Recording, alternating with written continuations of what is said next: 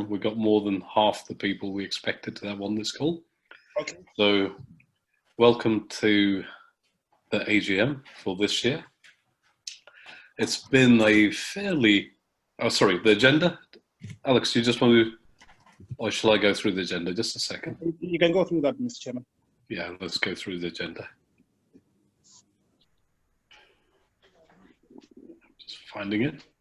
Yep. Oh, sorry. Sorry. Alex, Yes. I also had a confirmation from Kenya, right? No, I spoke with him a few minutes ago. He said he might not be able to make it. Oh, okay, fine. Yeah. But if he does, it will be a bit late. Okay, fine. Yeah.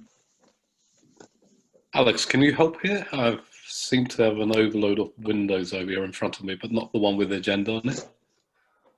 Okay. You called it out, the agenda. Mr. Chairman. Yeah.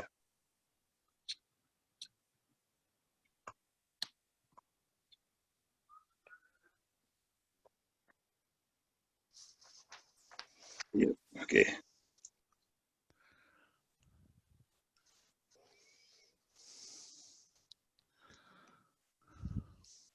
Okay.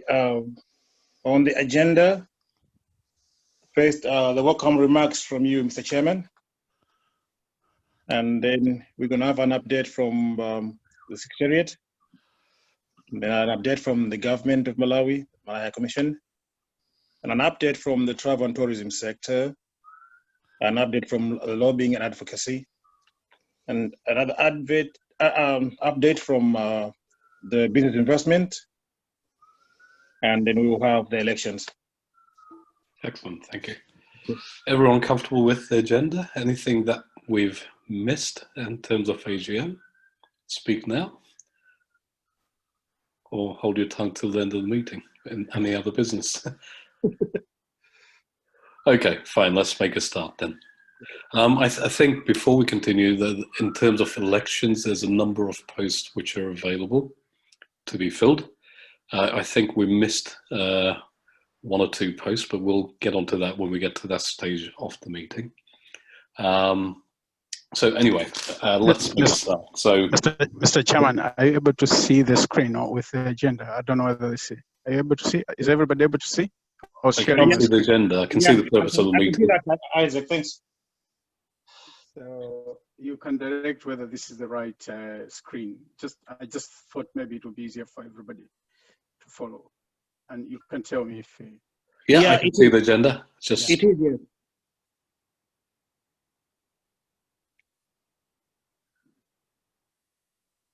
Okay, I'm muting myself, so but I'll be able to hear you guys, so you can cut on. Okay, all right. Okay, so it's been quite a year. Fairly quiet here this year, to be honest, in terms of events that we have. Normally, we were trying to hold at least an executive meeting once a month, and holding a general meeting every 3 months. So, you know, we've failed in that to continue that over the past year, but we've had a number of difficulties, as you're all aware. Certainly, the presidential election in Malawi was a problem. Brexit was a problem till COVID became a bigger problem. And I think we're at the stage now where things are hopefully starting to settle down.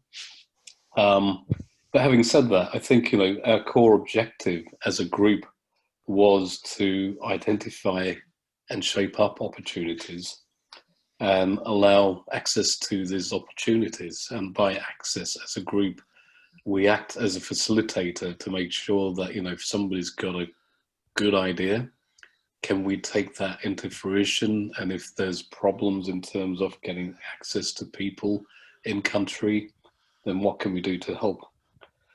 In terms of those objectives as a group, I think we've done fairly well, you know, albeit we've had two major events. One was the Malawi Tourism Networking event in Scotland House. I think that was quite good. We managed to get the Minister for Tourism over, and he presented, and I think a lot of people had quite a few minutes of one-to-one time with the minister as well as many other people who were there who, you know, could help each of the endeavours which were there. So I think in terms of success, in terms of providing the platform for people to network, I think we did quite well in terms of that event in Scotland House. There's also the UK Africa Investment Summit, which took place in January. And out of that, we actually managed to secure a meeting with the president when he came over, and the private infrastructure development group as well. Out of that came an opportunity, pharma company manufacturing opportunity, looking at high value products. And not quite sure where it is at the moment, but I'm sure there are things going on in that area. Our own patron was involved in that debate with the president and forming this venture, as it were. And I think the value of that is something in the region of £50 million. So, you know, these are significant opportunities with significant people being made available for this group. So I think in terms of our objectives, I think that was successful as a year, albeit only 2 key events. What I'd like to see is going forward, you know, we will see many more. When I joined the group, I remember there was a call for a chairman, and I think everybody else in the room ducked, and I was the only one standing, so I became the chairman. But, you know, here we are. We have 3 candidates for the chairmanship, and that's, you know, it's an excellent place to be. And 3 very good candidates as well. I know 2 of them personally, and I've heard very good things about the 3rd one as well. So I think, you know, I look forward to the election stage, and, you know, I think even if the other 2 who won't be elected, I'd like to see them continue supporting this group, because I think they do bring a lot of value. So please don't be disheartened, the other 2. I don't think I want to say much more because we've got a fairly tight agenda. So just in the interest of time, I'll hand over. Alex. Thank you, Sanjay. Good evening, everybody. It's been a very eventful year, to say as an understatement, really. So many disruptions with the epidemic, but we've still managed as a secretariat to put some things together and get some assignments done still. We had been approached by Innovate UK at the end of last year, where they wanted to include Malawi on the brokerage visits, looking at innovation and renewable energies. Unfortunately, that had to be cancelled worldwide because of the epidemic, as we are aware. But then it turned out that we managed to have that as a virtual marketplace running from the 27th of May to the 2nd of August. And we were quite successful in our bid to get our Malawian companies to participate. We had 27 companies and organizations from Malawi, actually, during this event. We even had a presentation from the chairman of MERA, the Malawi Energy Regulatory Authority, which was quite interesting. We had about 147 participants for that one session on Malawi, which showed some interest in us. That's a good development. Some of the companies that participated are still in talks with other companies working on partnerships. And one of those we got today, what joined us today, Tony Fidi from Nanovo. He's working on a project to Malawi on our recycling plant with a Malawian company. And we're looking forward to have that turn out successful too. The other one we had was the knowledge investment. Paul Hughes came forward 2 years ago, offering to help knowledge transfer in the IT sector to Malawi. And after some struggles, we've managed to identify the areas where he could be more helpful. And that's the area of helping to build up the national health database. We are in talks now. We've identified the people we need to get in touch with, so we'll be going through the High Commission as our usual channel to connect us on that one so that we can have that kick off as well. As always, this year in November, we were looking forward to having our networking event at Scotland House, but we will not be having that this year because Scotland House is not having any events till next year. So instead, we'll be looking at setting up a virtual marketplace like we did with the Innovate event, and see how we can still do our networking, but it's going to be a virtual one. We'll be working with that with Scotland House this coming week. So the new committee, that will be one of the things on the agenda. I believe we have reached out enough to quite a few companies. We got a few new members joining us. You're all welcome. And we are looking to enhance what we have. And we believe that our new members will help us achieve this. And it's a pleasure having you all. Thank you very much. If there are any questions, I'll stop there. Thank you.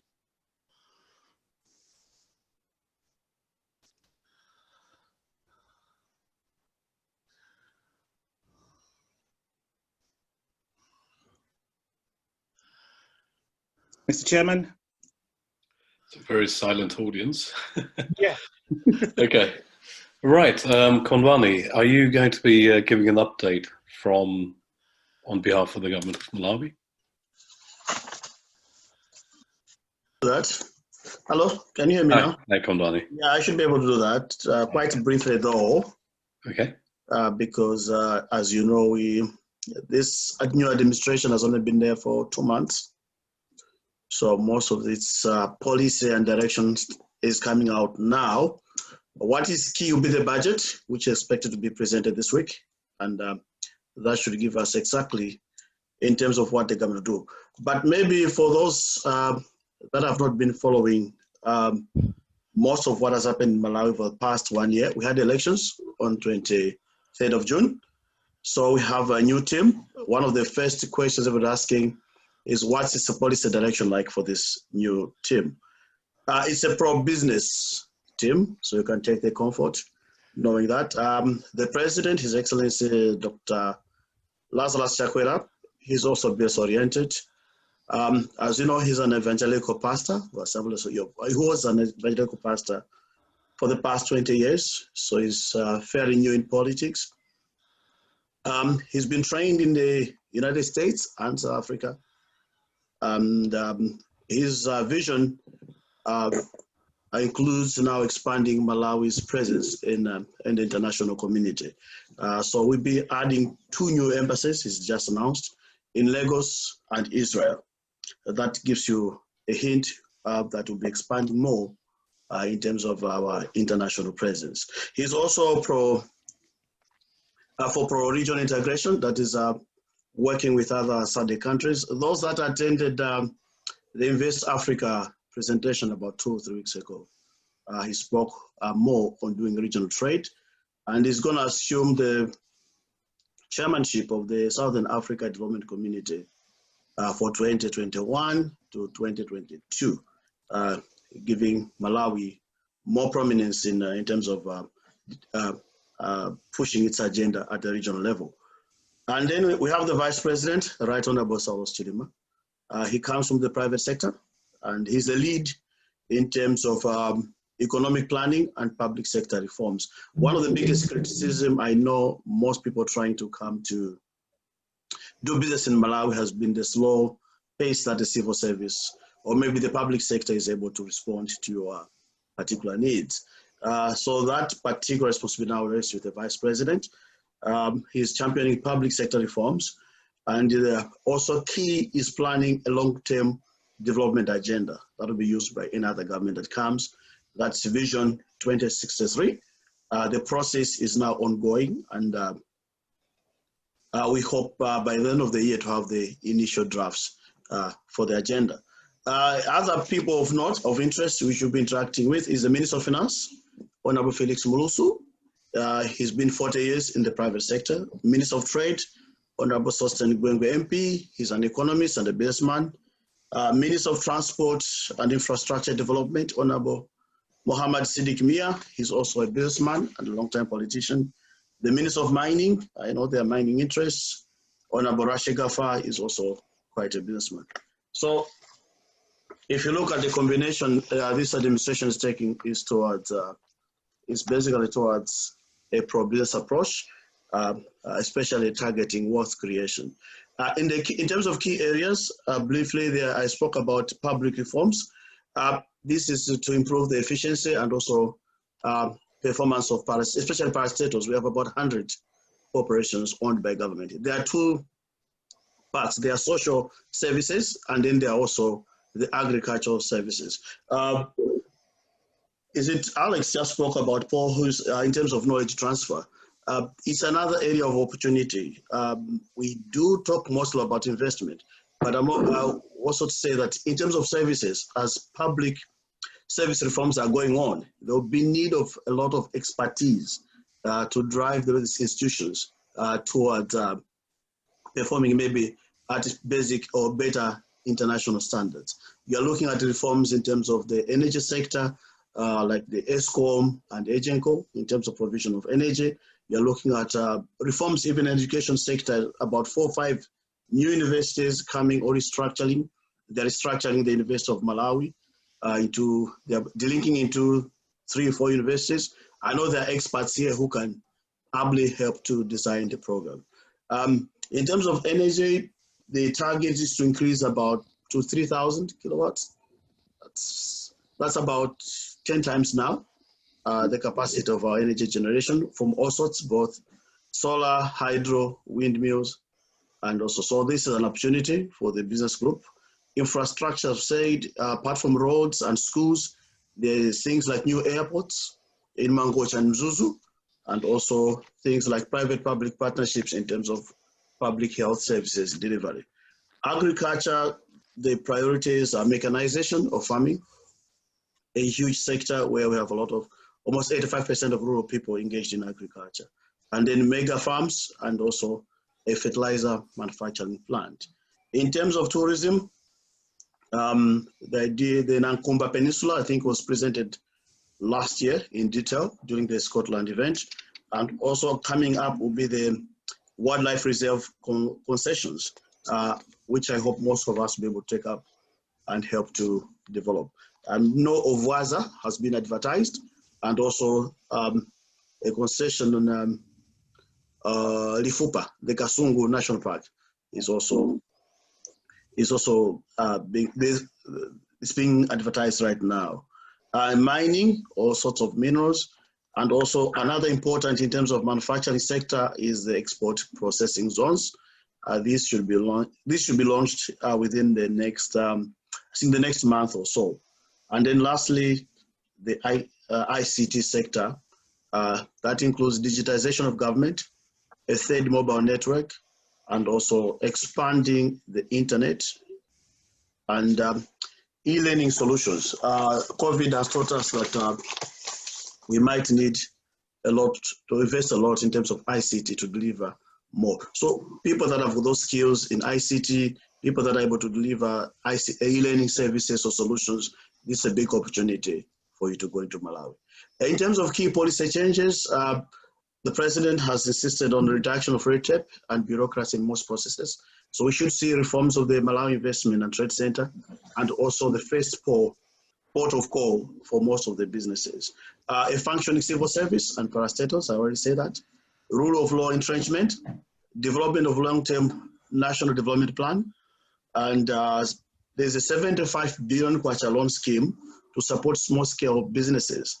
The idea is that they can act as suppliers to big manufacturing plants. And also these tax reforms that are coming to support private sector growth. This will include tax incentives. They are working all the incentives that were there for investors. There's a target of creating 1 million jobs annually, and also economic diversification, including industrial hemp production.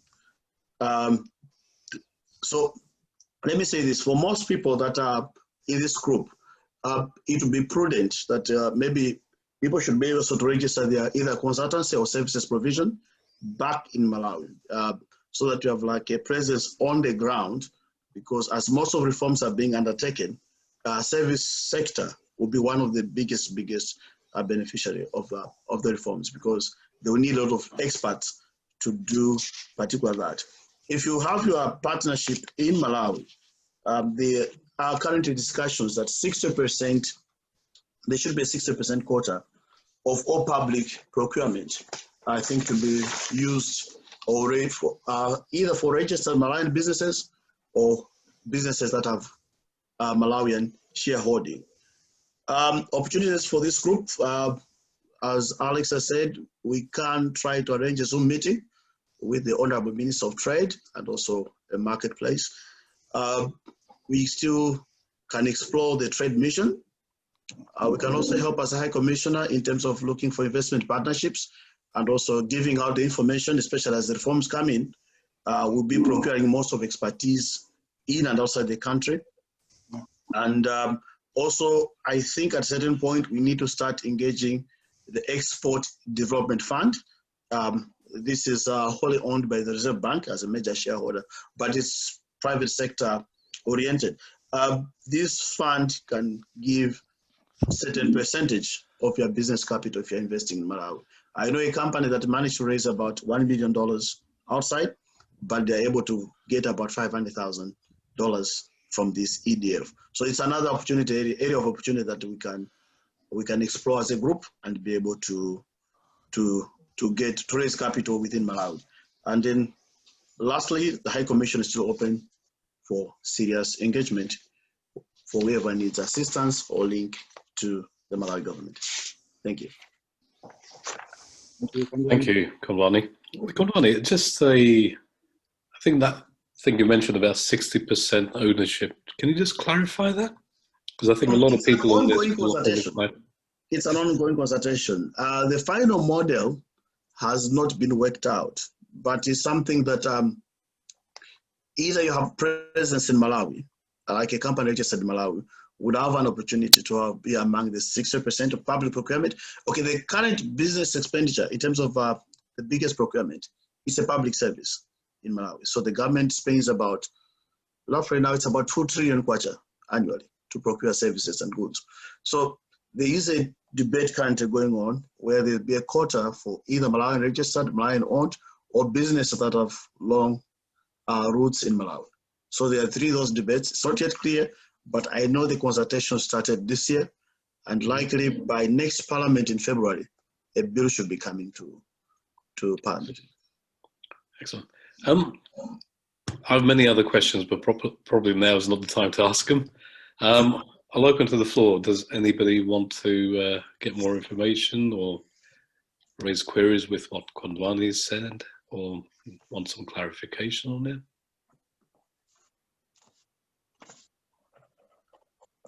Thank you.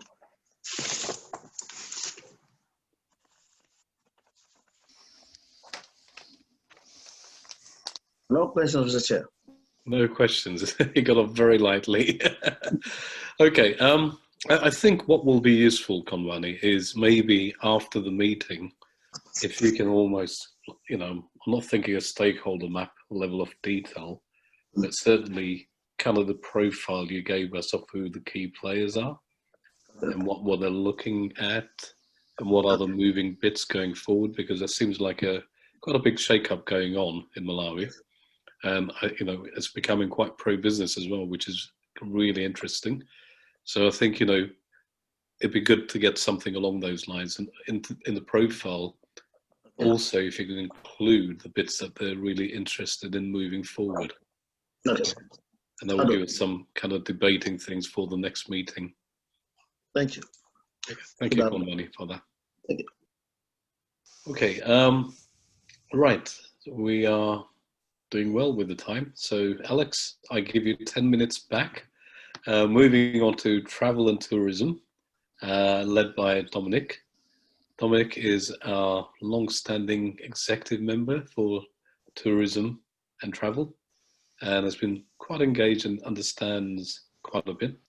Even offered me a place to go to Malawi on a safari, which, you know, I will hold you to it now. But no, quite a successful business has got over in Malawi. And I think, you know, it's useful to have somebody like Dominic in that role. But I think Dominic has other plans as well. So, Dominic, let's go with the travel and tourism, and then maybe you can tell us about your aspirations as well while you're at it, if you want. Sanjay, thanks very much. Good evening, everyone. So obviously, the last 6 months has thrown most sectors, but certainly movement of people around the globe, and travel and tourism has obviously had a massive impact. Now we're slowly starting to see things change and improve. Malawi Airports reopened last week on the 1st September, which was a delayed opening, but you know, a very positive first step forwards. The quarantine period is still in place, and the regulations over having tests in hand on arrival are still very much in place. We don't know yet when those will be relaxed, but we are heading into low season over there anyway. I know there are some early pioneers who are traveling, predominantly business-related travel rather than tourism purposes. And we will obviously see a very slow take-up over the coming weeks and months as industry confidence gets back on its feet. But there is some very good news coming through in terms of the COVID registered cases and deaths. Report out yesterday showing that Queen's is the only hospital now out of Mzuzu and Kamuzu that currently still has COVID cases in it, and they are only 8 cases still present there, and reports that all the medical workers who contracted it have been released. So things are very much heading in the right direction. Now, having said that, there's still a long way to go before we have full consumer confidence back in. There are obviously questions over the carriers, the airlines servicing Malawi, how those will operate on the frequency, on the cost side of things. Ethiopian delivered a full plane load of 300 passengers into Lilongwe last week. So there is still a demand. Where they're coming from is unknown, whether they are Pan-African business travelers at this stage or further afield. We're not sure, but they are definitely positive signs.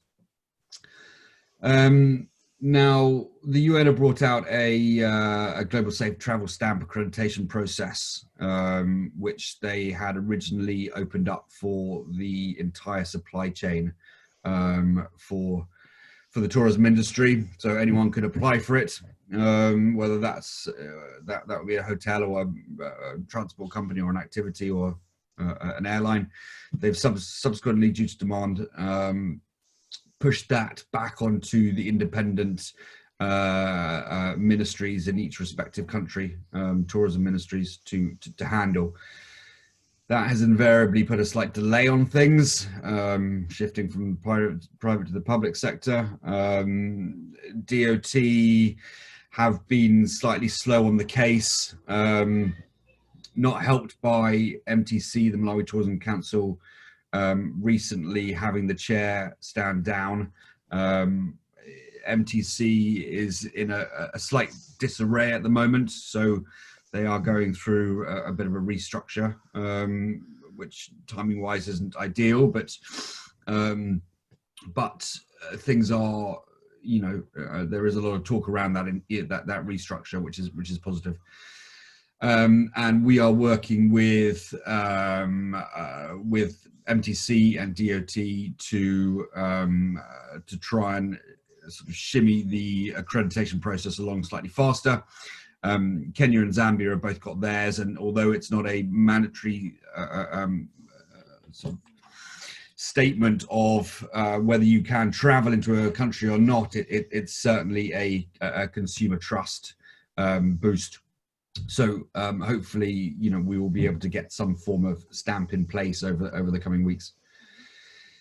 Individually, there's also, you know, travel companies across the world are implementing new policies, whether that's health and safety, whether that is financial, so making it easier for travelers to book, certainly more securely with, you know, refundable deposits or delayed payment terms. And there are industry-wide protocols being, you know, drawn up and published through the likes of APTA and ATOL in order to assist, you know, independent organisations working their way through the health and safety quagmire that it will invariably be. And you know, those are slowly being compiled both independently and industry-wide. So so certainly once, you know, there is some form of accreditation through the UN WTTC, that organisations like APTA and ATOL can put forward fairly robust and audited processes for health and safety and financially speaking, that will certainly go a long way to helping consumer trust and confidence come back in. APTA have already launched an independent travel insurance scheme through AXA, Travel Sure, they've called it, which includes COVID cover. In some sense, it's certainly not ironclad, but it's certainly a help to things. So when will things reopen in Malawi? Obviously, we don't have any firm dates or timelines yet. And as I said, heading into low season, it will be a slow resurgence. We are certainly hoping that spring will see the bookings start to come in, or we're certainly hoping that bookings will start to come in January in the new year for spring travel. We will be marketing softly in the run up to Christmas, and then with a more aggressive stance come the new year, with the idea that there will be small groups running in spring, but due to lead-in time of travel, and this is tourism travel rather than business travel, you know, we won't be seeing any strong foothold of trips until the back end of the year. So September, October, possibly into November, we will be running the vast volume, or as many as we can, into Malawi. And you know, there is a concern of the state of, you know, tourism structure, certainly from the more budget operators and hotel providers and things. So there will be a lot of work to do on the ground before we can start to see, you know, mainstream volume coming back on board. However, having said that, you know, like all these global situations that we have seen every few years over the last decade or so, you know, there will be a positive spin on this. You know, there will undoubtedly be short-term pain in Malawi. You know, with close to 18 months of no international travel, which is what we expect, and such a high volume of the population relying on hospitality. So there will certainly be some short-term pain.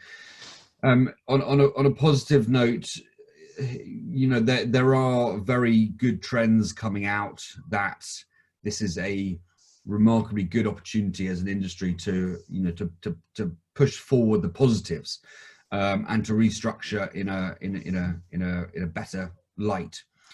So the drive towards community-based, responsible, sustainable tourism is very, very high on the agenda, with organisations that wield the power in moving this vast ship of an industry, and hopefully there will be a noticeable shift for more off the beaten track destinations, more destinations that are practicing and rely on this form of community-based, responsible, sustainable tourism. So there is a hope that... Sorry, Dominic, can I just interject a second? In terms of travel corridors and access to, just traveling to Malawi and Africa in general, I think Africa is, it's not been hit as badly as Europe and Western countries in Asia, from what I've read in the news. So in theory, Africa should become a bigger destination of choice for holidays in terms of securing a holiday and coming back and not worrying about quarantine and so on. It may not be now, but it's got to be an opportunity which is going to evolve that way over the coming months, I'd have thought. Well, there is a hope, and it's a very nice hope to think that. I think, and it's too early to tell, but there is a quiet murmuring that more emerging economies, more far-flung destinations will benefit from this, and the more mass tourism, short-haul travel, resort-based, cruise liner-based will suffer. Whether that's the case or whether people simply revert back to old norms, we don't know. But yes, I think that we are confident enough now, 6 months into it, to say that Africa has been hit less. There was a lot of debate over, has it been hit less, or has the testing facilities been poor or non-existent? How realistic and reliable are the results? But I think that it does look very strongly like Africa has largely avoided the same pandemic that we've seen in Europe and the States. So yes, fingers crossed that there is an element of truth in that. But also you've got to factor in the hubs, the transport hubs. Malawi isn't a single flight destination, so traveling through Nairobi or Addis or Dubai or wherever that may be,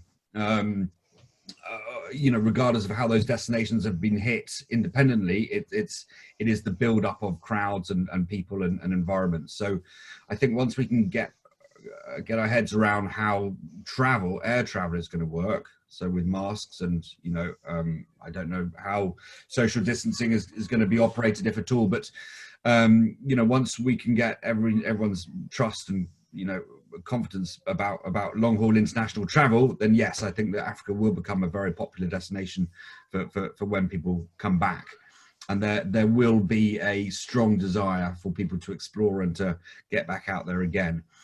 So there is a positive, and what Kundwani was saying, the government are looking at business and trade and tourism very high on the agenda, which is very positive. There was an ecotourism strategy report that we received today, commissioned through DOT last year through a Spanish consultancy, which I haven't gone through yet. It's a bit of a mammoth report, but all about how Malawi needs to be structuring itself as an ecotourism destination. And there was also a GIZ report compiled a few months back about how to set up and operate tourism companies in Malawi, both for domestic and international outfits. So, there is a lot of work being done to, improve Malawi's tourism offering, and in my eyes, in a very positive way, in the right direction. And it may hopefully be right time, right place for Malawi to really benefit from this, in 6-12 months time, and obviously going forwards. So the future potentially is looking far more positive than the past.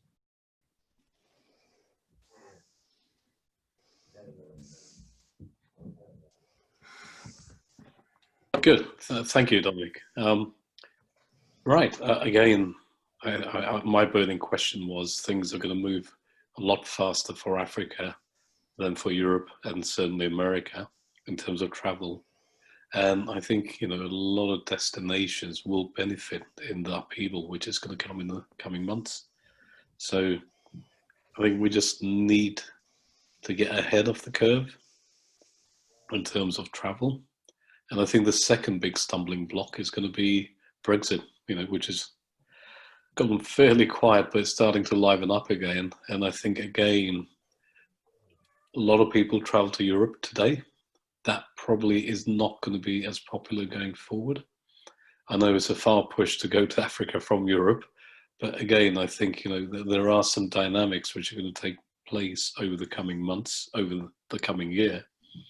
And that's going to change the way we travel and where we travel and why we travel. So there are huge opportunities here. But I think, this is a combination of, Dominic, your role in this organization, and Konwani working together to see if there are opportunities, what are the opportunities, identifying them.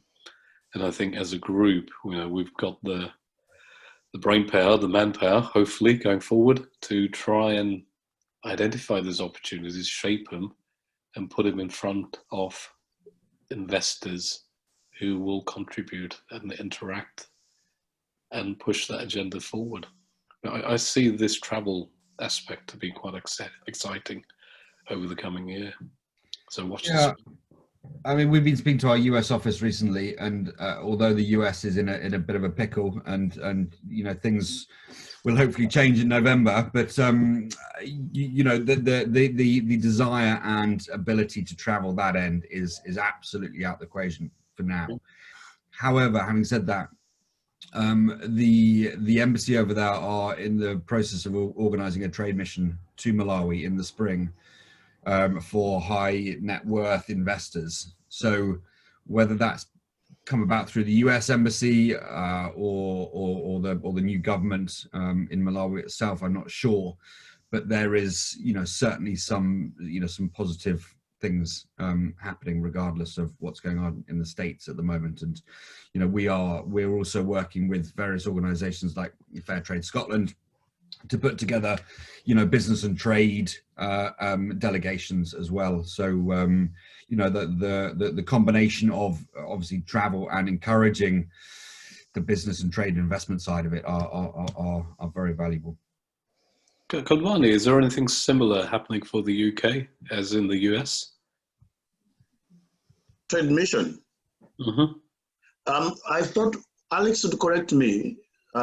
We had to try to organize something in November, was it last year? But we postponed it because of one, we had a lot of demonstrations that time. The political environment was not stable. And also, then we had these elections, then we had COVID. So I think it's something we can look at again if we get the right people. Because we had three groups. We're pursuing, Konwani. Yes, no, we had the first group, strictly from this group, the Malawi UK. Then we had another one that emerged from Invest Africa. The Investment Summit. And then I think we had another group that emerged from something else. So we had like three groups that were supposed to go 2019 and early 2020. But COVID, the unstable political environment last year. And so now with I think politics is out. Once we deal with COVID, people should be able to do it. I think the preparation, yes, we should be able to do over the coming months because, as the world is spinning a little bit differently now, there's a lot more Zoom calls and so on. And I think what couldn't be done before, what wasn't accepted before, has now become acceptable. Yeah. So I think, holding meetings and doing that preparation bit, I appreciate the date when we actually see face-to-face maybe sometime in the future. But I think there are opportunities definitely to get people onto calls and organize things and get this moving. Quickly. But one other interesting thing maybe I should have mentioned on Dominic, they should be also part of restructuring of the Malawian and Ethiopian airline deal. So I think something is also coming up in the same line, but it will be announced officially. Then should be an opportunity. Even one of the targets is, I know the briefing notes, they're talking of the Rwandan air model, where you fly into more destinations. So we might end up having something from government that allows people to fly straight from Europe into Malawi.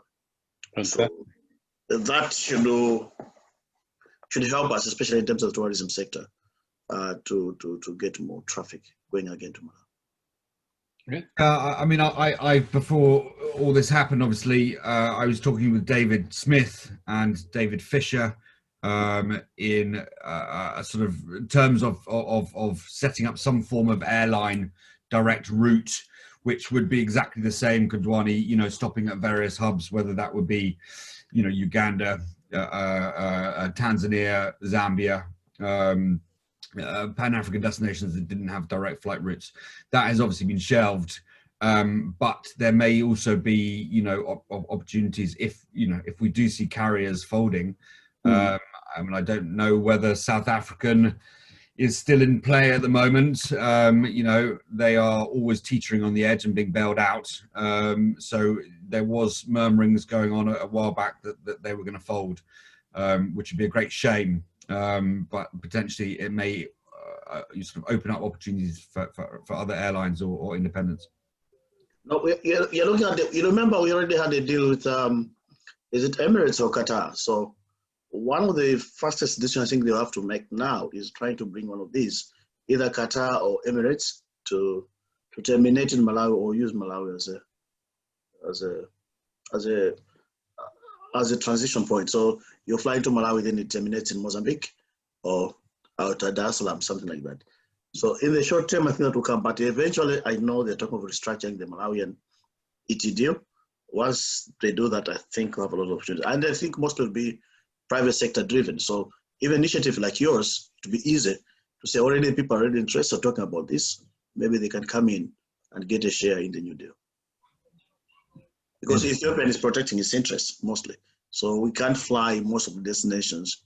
We still can't fly to Addis Ababa because they're flying to Malawi. Okay, well, watch this space. I think it's going to change quite a bit. Okay, thank you. Thank you, Dominic. Does anybody want to raise any questions or have a debate with Dominic or on travel in general?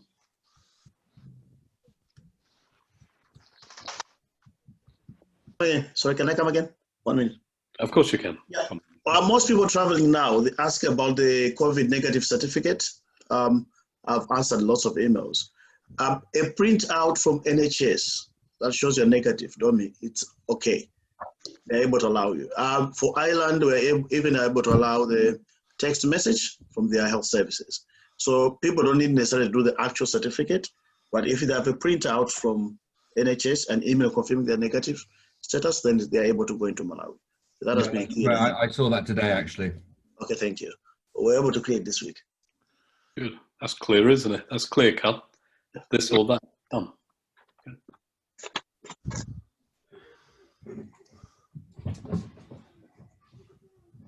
Any more for travel? Okay, all right, we shall move on to the next item on the agenda. David has been, again, another long-standing member of this executive committee and a general member as well. I think it's helped us quite a bit as an organisation to grow in terms of offering us support in terms of technology. Certainly today is one example of that. And in terms of support in general as well, and lobbying key people in government and getting us access and getting our profile out there. For that, thank you, David. And without any more, just go for it, David. Tell us about where we are. Right. Good evening. Thanks very much. I should say at the top of my input, I've got a 1-year-old and a 4-year-old, the other side of a thin wall. So if you hear a blood-curdling scream, please don't worry. They are being looked after, not neglected for the duration of this. I think we've got some 15 or 20 minutes in the agenda or so to talk about sort of lobbying and advocacy side of things. I do just want to note, I put in the chat box there a YouTube link to a really good briefing from last Thursday from John Fuka, who's the co-chair of the President's COVID-19 task force. So if you're looking for a really good briefing up to date on the state of play with COVID in Malawi, do do watch that YouTube link. I think in the chat box I might have said it was from the 3rd of October, but it was the 3rd of September. It's not a crystal ball briefing. But as I say, I've got about 10 minutes or so to talk about sort of lobbying and advocacy work that we've done on the executive. My role on the executive is mainly looking at that advocacy function. So I'll talk you through a little bit about what we've done in the advocacy space over the last 12 months and why.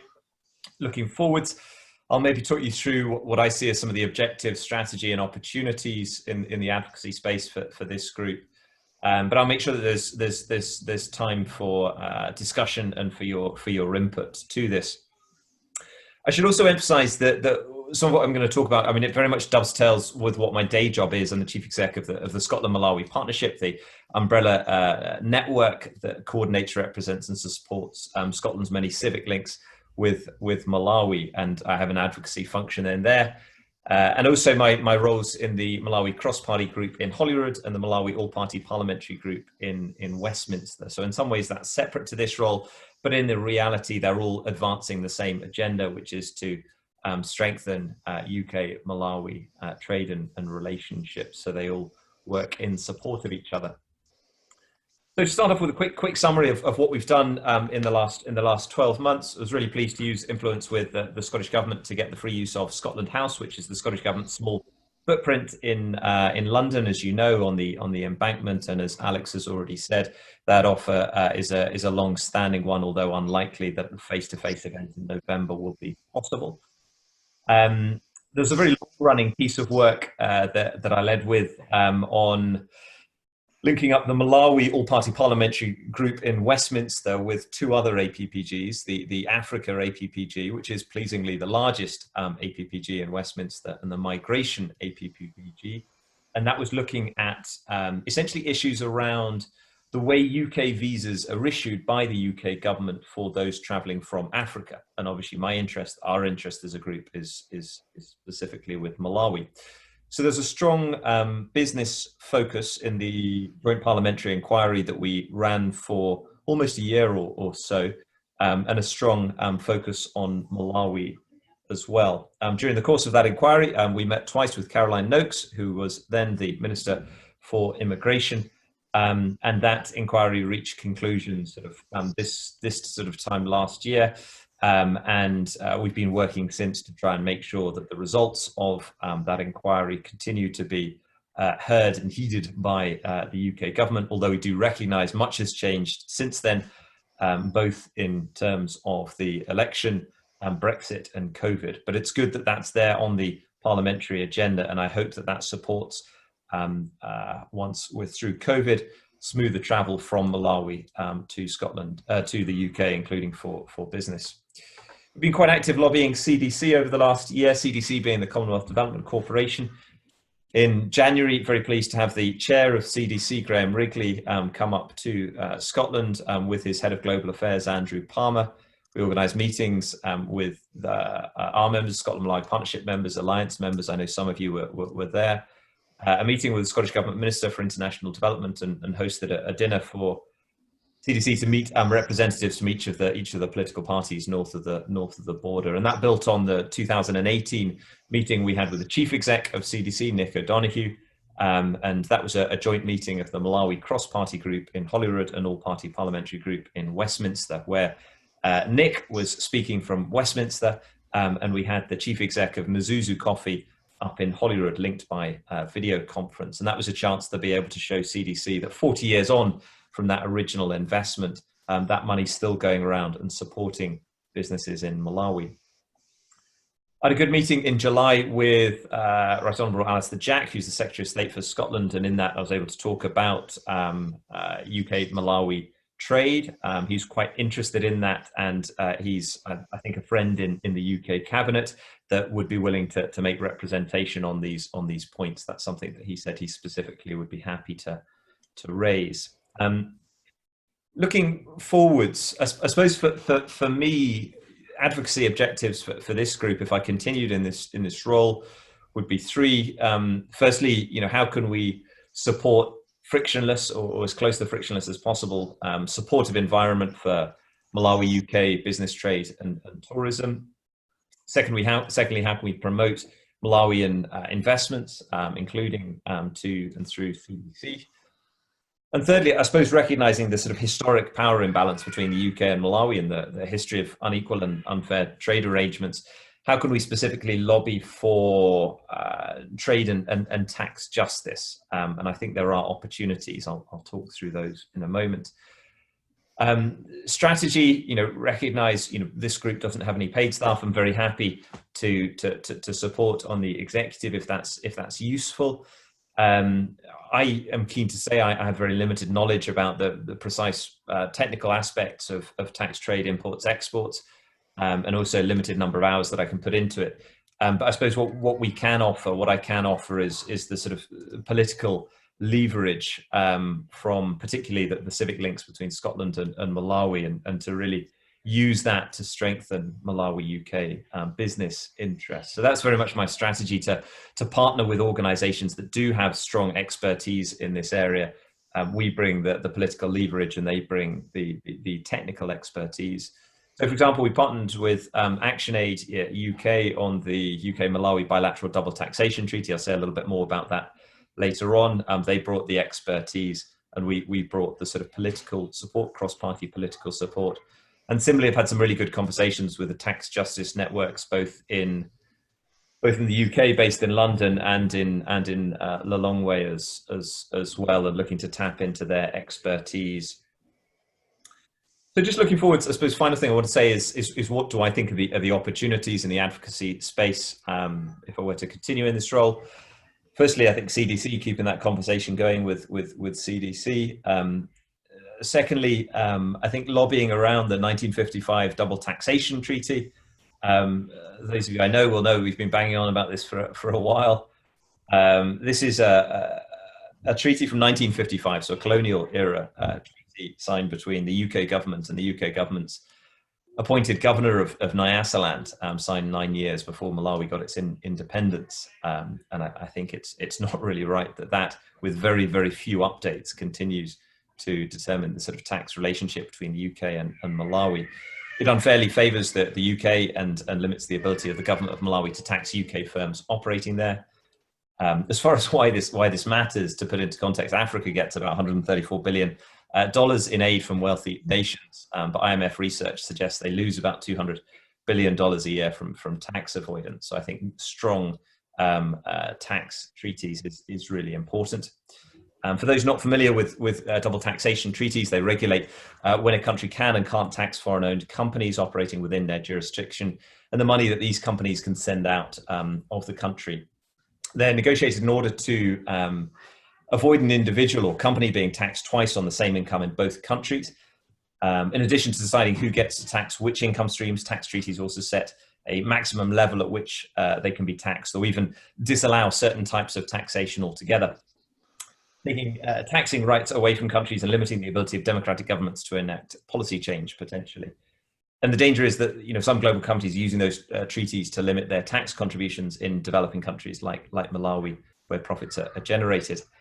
Malawi has five of these treaties at the moment, with South Africa, Norway, France, Switzerland, and the UK. The UK's treaty is by far the most aggressive and least equitable of these. And research suggests that it represents 57% of all downward pressure and withholding rates suffered by Malawi. And from the UK side, the Malawi bilateral treaty is one of the oldest that we have here, and as a result, one of the least equitable. There's three main things I think are out of date with that are an issue with the treaty. Firstly, it's so out of date that it doesn't deal with the taxation of digital goods and services, or TV related goods. Secondly, Malawi's treaty with the UK offers no withholding taxes at all. British multinationals can therefore move money out of Malawi via interest or management fees, dividends or royalties freely without making any tax contributions there. If there wasn't a treaty, they'd be paying about 15% withholding tax.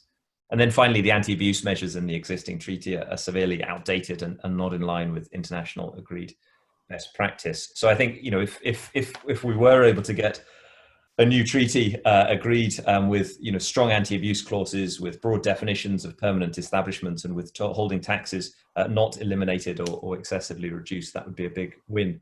The UK government's been saying for about 20 years or so that it wants to be updating this treaty, and as I say, no success to date just yet. But I think keeping the pressure up is important and a valuable part of this group's work. I suppose the final and I guess biggest opportunity I'd flag is just post-Brexit Malawi-UK trade treaties. When I spoke to Alistair Jack, the Scotland Secretary, in July, he was really interested in that and keen to hear views about what opportunities there are. My understanding is government of Malawi is very much preparing itself for those discussions with the UK government. And it would be great if we were able to use our leverage to help facilitate a more equitable terms of trade between Malawi and the UK. At the moment, there are no, with the UK previously being part of the EU, no tariffs on Malawian exports. I understand that as part of the Anything But Arms agreement, and the UK government has committed to that. They did commit very early in the Brexit process to that. But we've all seen many U-turns over the last 6 months or so. So I think holding feet to fire, making sure that terms of Anything at Arms continue, and that it continues, that any new developments in the post-Brexit Malawi-UK trade treaty support frictionless trade in as equitable fashion as possible. So those are some of the priorities that I would suggest going forwards. But I want to really open it up for any views on anything I've said about the double taxation treaty, about post-Brexit Malawi-UK trade treaty. What does good look like? What do you think is helpful? What should we as a group be advocating for? Any other topics that you think that this group should be advocating? And any other ways that you think we can be lobbying or using the combined leverage that we have within this group? So I hope that's a helpful update.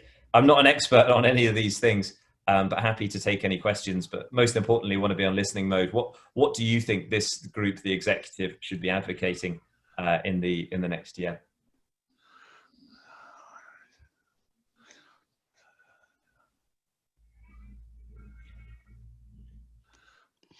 David, let me kick this off. In terms of the Brexit agenda, where are we? What have we got in terms of engagement for getting a better return for Malawi? Others, Kundwani, you might be able to say from the sort of government of Malawi perspective where they are with discussions. You'll be far more inside than I am. Okay, in terms of the tax agreement, you know better. We are still stuck where we're trying to finalize. MRI said we'll come back, and it doesn't come back. But in terms of Brexit overall, as of now, nobody's clear what form it will take. That has been the position so far. There have been discussions. We tried last time the president was here, but it's being spoken in general terms. But there is an opportunity that maybe the UK, using the Commonwealth platform, it might focus mostly in the Commonwealth countries. But as of now, it's not as clear as possible what form it take. If the UK is able to make a deal with the EU, which is able to make another deals with everyone, it will be much easier for countries like Malawi to find the space to do much more business with the UK. But as of now, I wouldn't say much about Brexit because nobody knows how it will shape up. Either there will be a deal with the EU, or there'll be a deal. There'll not be a deal. So, as usual, until last minute, that's when we'll know. In terms of discussion so far, they're being done as a group, either as Commonwealth or as regional groups. So like SADC or COMESA. With the EU, it's clear we still maintain the APAS agreement, the trade agreement, the everything but arms, which will continue with or without the UK. But with specifically the UK in terms of trade, the forum that the president had in January was sort of a stepping stone. The UK trying to bring back these African countries into a pool of priority nations. So the good part is Malawi is part of the priority nations in terms of the UK policy agenda, in terms of engaging in terms of business, and also in other opportunities. It's part of Malawi is part of those 20 countries that the UK is focusing on. But as much as how to drive, is anybody engaged that we know of in representing those 20 countries and furthering the agenda? The problem now has been that they are closing the FID. So with such restructuring, either the trade component goes back to that international trade department, which is, so there's a lot of things going on. There's the restructuring by the British government itself. There is the actual Brexit EU-UK agreement, and then there's this new platform they created. So unless we are clear with those things, then we'll be able to say which direction will take the Malawi-UK relations. Right. Watch So this. that's what it is before. Okay. All right. Thank you. Just wanted to ask something else to David Hop-Jones. How can we use our influence through your lobbying in creating more trade within the Commonwealth? I mean, as Malawi, through our base here in the UK, how can we facilitate that? Is there any ideas we could be looking into? Yeah, I mean, I suppose worth speaking to the Commonwealth Secretariat in London to have that conversation. I'm sure they'd be very happy to, and I'm sure they have experts and expertise that they'd be willing to offer. I mean, certainly at a sort of crude political level, many of those politicians who sort of cheerleaded for Brexit are staunch supporters of the Commonwealth and like to use the language of the Commonwealth. So there's certainly something that could be done, holding political feet to the fire of saying, well, this was talked up, and really what are the opportunities that are there? I agree with what Kundwani says, that there's so little certainty until the relationship between the UK and the rest of Europe is known, that it's hard to develop too much. But I mean, I suppose what we could realistically do, if there was input and enthusiasm from this group, is try and establish what are the sort of 3 or 4 headline bullet points that we as a group would want to see in the next chapter of the trade relationship between Malawi and the UK, informed by its Commonwealth status. And what does good look like from our perspective? And to be able to share that with both the government of Malawi and the UK government as the 2 negotiating parties. And it will be some months until I think that actually starts. But I think if we've got a cabinet minister asking us, what do we think good looks like? I think it's good that if we can come back with some points there. So I really value the input, particularly from those on the call that your bread and butter, that you're actually doing business with Malawi. I'd really value your sense of what would you want to see from a future trade and business relationship between the UK and Malawi. What would make your life easier and we should target, and what would make your life harder and we should try and avoid? I think it's a two-way thing, David. What we need from this group as to what good looks like for Malawi. We're living and breathing this, so we understand what it is that we need out of this. But I think there's also the flip side, is what would good look like for the UK? Yeah, it's identifying that, because I don't think many people are articulating what good would be like. It's kind of, if you know where the UK needs to go, and then we marry up what it is that we want, and that kind of, it's like a Venn diagram, and the bits which actually join are the bits that we want to home in on, and that becomes our agenda for the next few months to go and start lobbying to say, look, this is good for us, but it's also good for you. And I think we'll be ahead of the game, because I don't think I may be doing an injustice to many people, but I don't think people are thinking like that at the moment. There's lots of bad things going on. It's difficult to focus, but if we get ahead with an agenda which describes, as you say, what good looks like, but for both parties, there may be some mileage there as a debate coming, in the next month, 2 months, 3 months' time. I think that's a very fair point, Sanjay. I think the important thing that we need to be looking at is what we as a group need, we as individual businesses need, what our opportunities are as they stand at the moment, and what our priorities are as they stand. At the moment, that rests with each of us individually. and we need to find a way to bring it into the open forum of this group. But I'll talk more about that in a minute. Okay. If I may say that, Harry. Welcome. Thank you. I just want to make one minor comment regarding the Brexit. I think all that's been said about Brexit and Malawi is indeed right, in the sense that there isn't much. And I've been very frank to the British officials here, specifically the Foreign Office and others, or DFID as well, in those days, that they are not strategizing or putting Malawi on the map in as far as they are concerned. And I think that would be my major reading of what's going on. They have their own strategic countries. But just also to mention that James Dadridge, the African minister, will be going to Malawi next week. So this is an issue that I'm going to put on the agenda as well, so that when it comes back, we then try to relook or re-examine the whole issue in terms of direction. As of now, I totally agree, as I said with the last speakers, it's really murky. You don't see much of direction. But of course, the onus is also on us as Malawi government, as the business group, to say, what is it that we want? Who should we engage?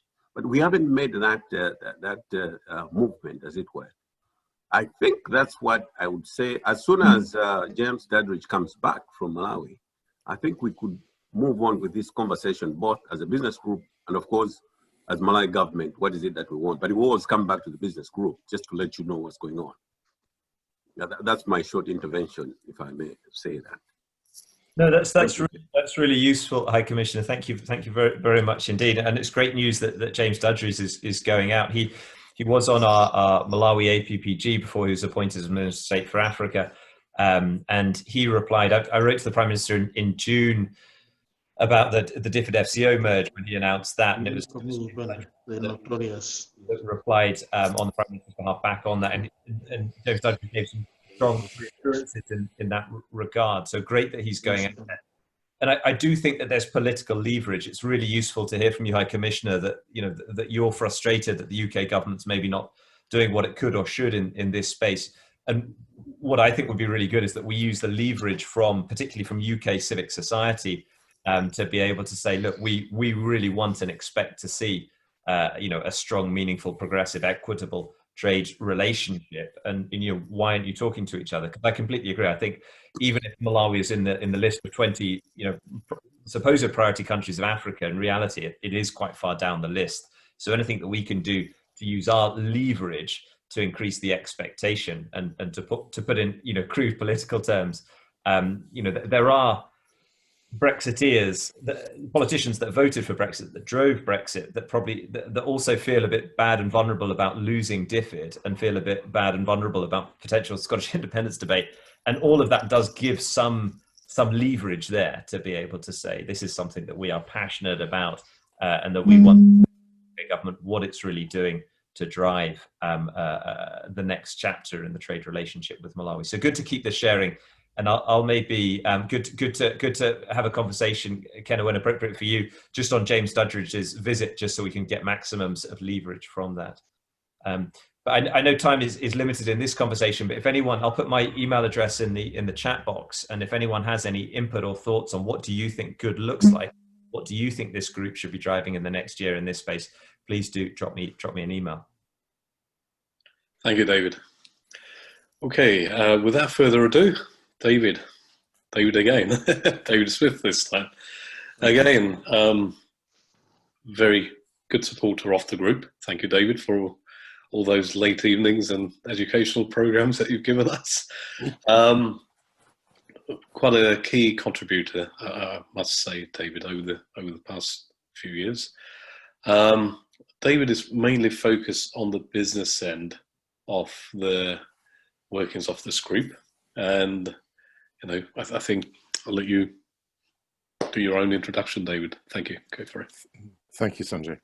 Well, I'm going to start by breaking the mold and sharing my screen. So if I can find the right screen to share. There we go.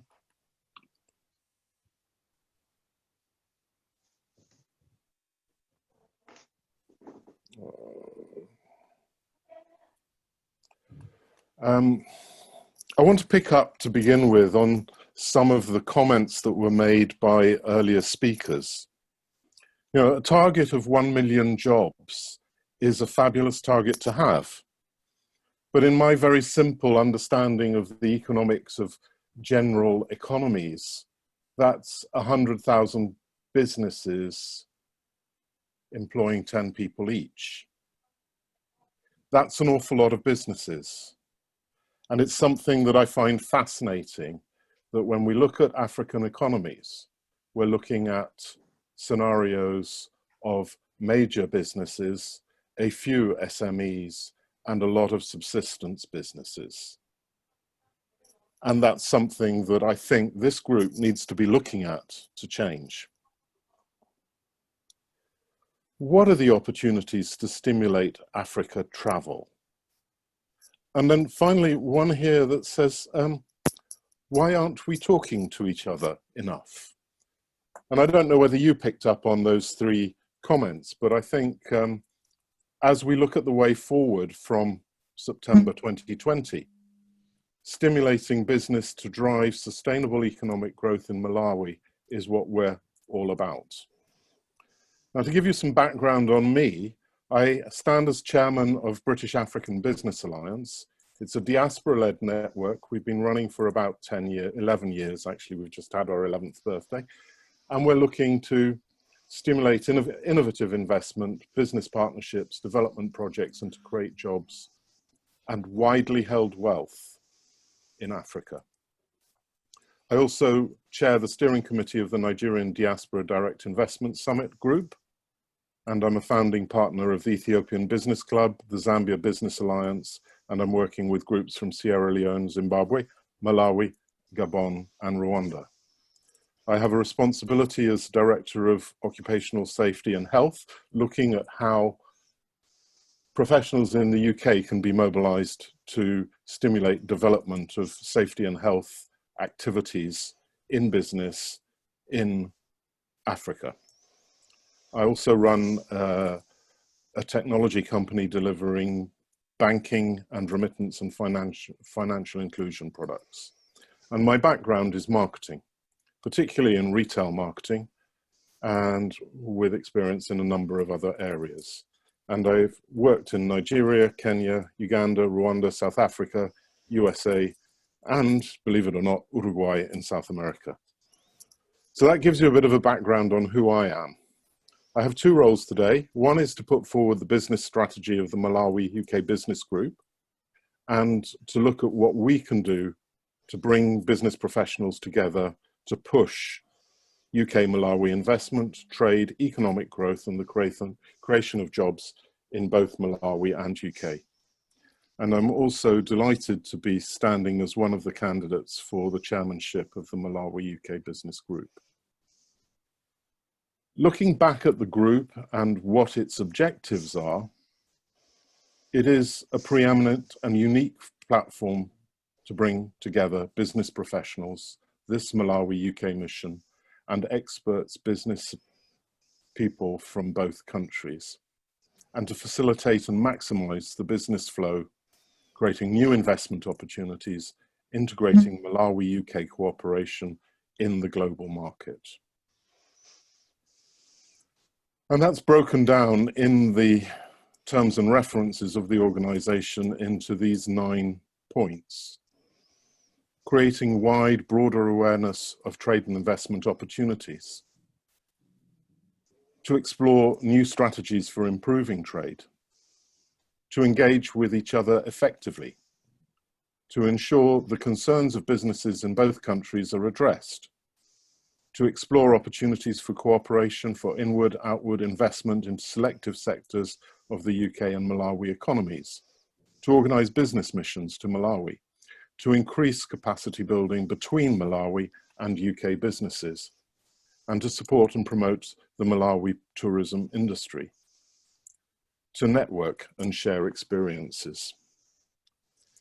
Now, there are a whole stack of responsibilities of the Executive Committee, and I don't intend to go through each of them one by one, but they are in the terms of reference, and those of you who are interested interested can read them or can follow up later. But actually, one of the things that surprises me as a business person is that all this is being done with no budget at all. And I think that when we look at our own businesses, if we operated with no budget at all, we wouldn't be doing very much. We invest our time, we invest our resources, we invest our money. And yet, for the Malawi UK Business Group, that investment has not been coming forward. So I'd like to say that today is a starting point, and today this is a business opportunity for Malawi UK businesses to create that budget, to come together in what I would call an alliance that holds regular meetings, monthly meetings, that reflects the business and investment objectives of Malawi and its economy, and promotes members' businesses. So why should you become a member? You should become a member to promote your business, to promote what you're doing. And I'm very pleased to see that people are doing that in the chat as part of this event today. I think one of the areas that we need to call on, and David Hope-Jones has given us an incredibly strong example of how we as a group are leveraging his contacts, his abilities, and his knowledge of what needs to be done to further relations between the two countries. But there are other skills in the group, and we need to look at those and we need to draw them out. When ministers visit, we need to be hosting them. We need to be discussing their strategies with them and getting a better understanding of how they see Malawi moving forward. Last year, British African hosted the Honourable Minister of State for Bulawayo for 10 days in November. We introduced her to 25 UK companies, and so far we have over $100 million worth of projects in action going on the ground in Zimbabwe. Now, I'd like to see similar things happening for Malawi, and we need to be looking at how we engineer those UK-Malawi trade missions. You're here. I am. Thanking you. One of the research studies, could you mute your microphone, please? One of the studies that we've done is to look at business professionals in the UK, and there are 9,107 of us with links to Malawi. About 1,900 in London, nearly 300 in Edinburgh, 264 in Glasgow. And you can go down the list to see the 27 in Luton and the 27 in Swansea and the 25 on Teesside. What's rather interesting is the level of fragmentation. So the other centres, which cover 4,800 of this group, are smaller than 27 people in the research we've done so far. How do we bring those people together? It's a challenge. And I think that there are those of us who are sitting here today spotting opportunities from the conversations that have gone forward today that we will be taking forward in the coming days.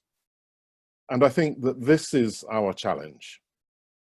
How do we bring these people together? How do we leverage this expertise? And I think there's one final point that I'd like to make. These are professionals that I can access through a database. There remain countless Malawian business professionals who are not in that database, who are in the UK, and we need to be reaching out to them. We need to be illustrating what we're doing, the steps we're taking, the business we're putting in place, the research that we are looking for. So I think as a group, Malawi UK Business Group needs to bring all the Malawi-facing business leaders from every cultural or business group into one Malawi Business Alliance that meets regularly to share ideas, to share technology, and to share access to funding. We need to be publishing the investment, business partnership and social enterprise opportunities that our members are working on. We need to empower David Jones to go into those government officials and actually put the Malawi UK business pipeline on their desks and say, this is what we're talking about. And I think we need to look at the whole process of how we get people to take their eyes off their own business and put their eyes on our business as a whole. So our leadership group needs to be rewarded for their time and effort and commitment to growing our economy and our businesses. The business model that we have at British African puts a business director in charge, a network director in charge, and supported by 5 key individuals: investment and funding, marketing, event management, finance, and membership administration. Subject to the proposal being accepted, I would like to change all those vacants to filled. And this team's responsibility is for hosting a networking meeting each month in London for as many people to attend as are interested.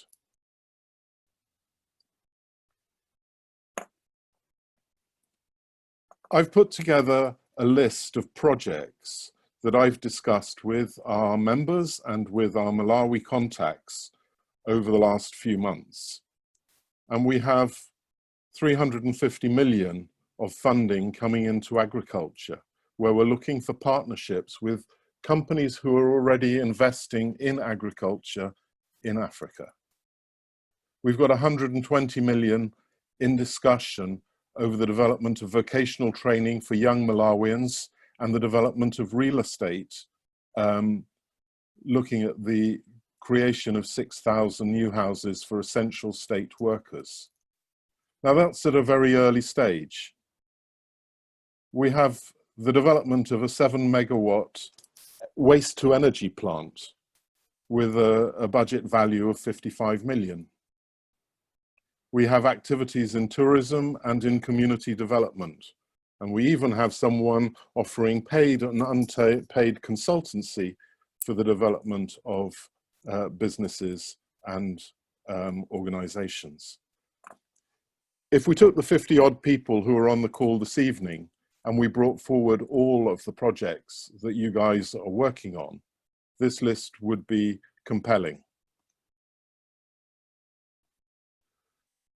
The pricing that we're proposing is not onerous. It's down for individuals to choose where they fit. So someone working in a UK organization that's not Africa facing, membership can start as little as £100.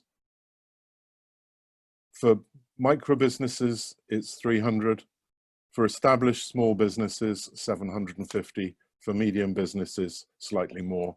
And for larger businesses, we will sit and discuss what's suitable. And this revenue puts us in a position we're able to respond to and manage the opportunities of the Malawi business community in the UK. So, how can you help deliver this program? Well, I don't know very many of the 9,107 registered business professionals in the UK.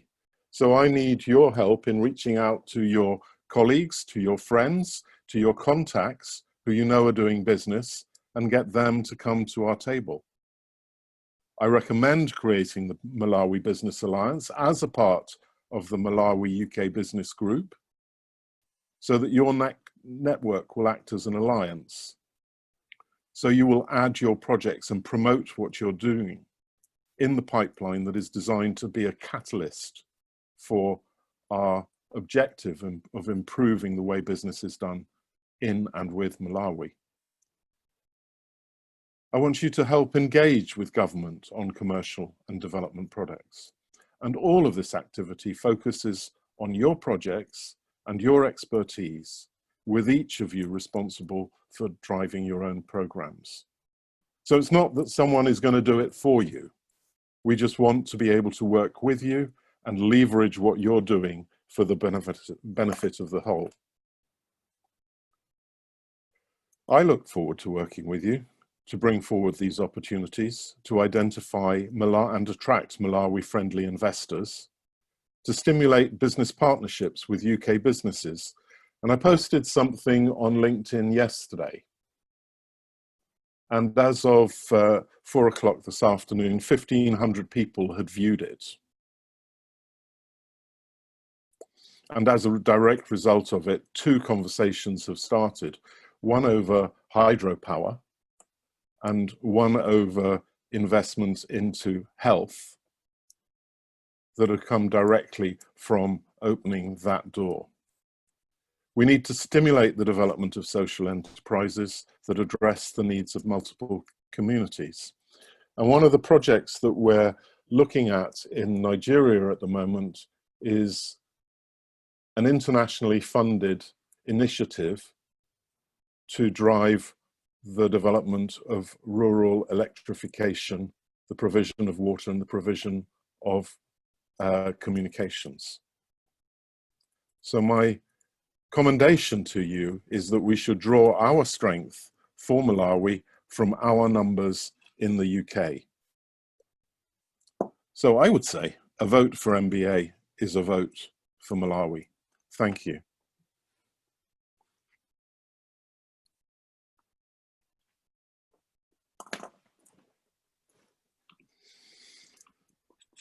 Thank you, David. Any questions, queries, clarifications, discussions? Dare I go any further?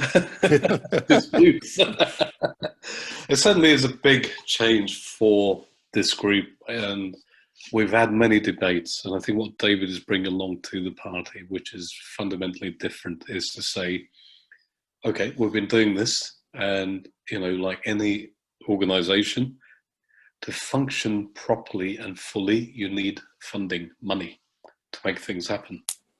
And I think what David is saying is, let's change the model somewhat of this organization, whereby rather than being a voluntary organization, let's make it a kind of a corporation, company, whatever you want to call it. But it needs to have not only the networking, debating forum, but also legs to make things happen on a professional, full-time basis. And I think that's what David is proposing.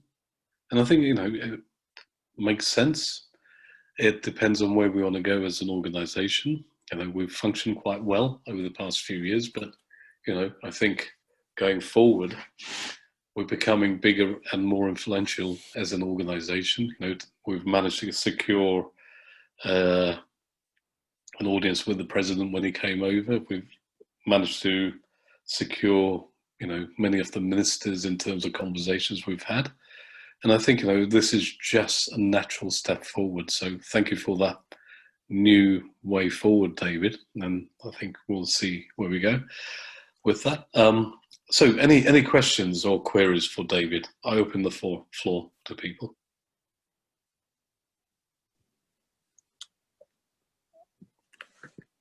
Good evening. Can you hear me? Yes. Right. My name is Hannington. In the first instance, let me, thank, all the, presenters for the brilliant, speeches, so far. But I think my question will go to David first. I've noticed that in his presentation, he's used, Baba and MBA interchangeably. And if he wants to stand for this group, how does he intend, to balance the two?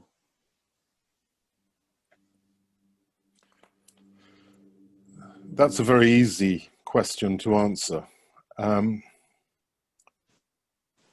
role of the MBA group is to work with the business leaders of the Malawi community in the UK and to build its own agenda and to move forward the projects and opportunities that you as a membership want to drive.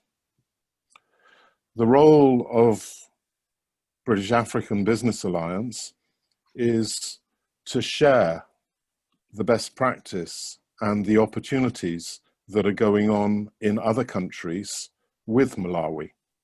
So, for example, the opportunity with the rural electrification program has come from a project developed in Nigeria. The waste to energy program that I mentioned in the list has come as a result of work that we've been doing with a company based in Reading over the last 8 years in a number of different countries. The role of British African is to provide that umbrella engagement that means that best practice is shared and opportunities are brought forward that are greater than one particular company and should not be restricted to one country. Does that help to answer your question? Yes, it does. You're just, the use of the words. I just noticed that your presentation, you interchangeably used Baba and. Yeah, and I think it's interesting. We have a Malawian member of our network in Manchester, which is the Manchester Africa Business Network. As a result of attending a meeting with our group in Devon, we connected him with another Malawian. And the two of them are now discussing a program that's worth $40,000 or $50,000. Since the guy in Manchester is running a charity that is looking to develop aspects of tourism, the interaction that came from that is quite remarkable. We've also connected him with a number of other people who he wouldn't naturally meet where he's based in Manchester. And therefore, the opportunity of using the leverage of British African and the African community in the UK as a whole is really quite important. Okay. And I think another question, not to you, David, but this goes to, the outgoing, committee. I know you've been in post for the last, 3 years. Did you have any targets, within those 3 years? And if so, how did you do? And maybe the last question is, are there any lessons that you can pass on to whosoever will be, taking over? I think maybe I'm going to hold back on those two questions because I think it's almost like all candidates will need to be asked those. And in the interest of time, we're kind of 1 minute away from getting into the next stage, which is elections. I'll just briefly answer those two questions for you, Annington, on behalf of all the team, because I think, we've got a couple of people, and David and Dominic, who've been there, Alex as well. I think, what we've done is we've had very soft targets over the year, and that's to look at the objectives of the group broadly. And then what is it we can do to try and meet those objectives, which is to open up opportunities and to provide a networking platform. And there have been broad objectives. And I think, we've kind of got there, and each of the team, where necessary, in terms of securing venues like David Hope Jones has done, David Smith in terms of getting people to come over there, Dominic in terms of getting the right content available, in terms of travel and so on, and Alex in terms of making sure that, everything runs smoothly on the day. So I think there's been a case of less aligned behind the objectives. Going forward, I think we're in a very different place. And I think, what we need to do, quite rightly, as you say, we need to have some kind of smart objectives whereby we can measure what it is that we set out to do. And I think, this is one of the first things I'd like the new committee to take on, such that, when a question like this is asked next year, Annington, we're in a position to say, well, we set out to do this. These were the measures we put in place, and we've achieved 90% or 5%. Yeah.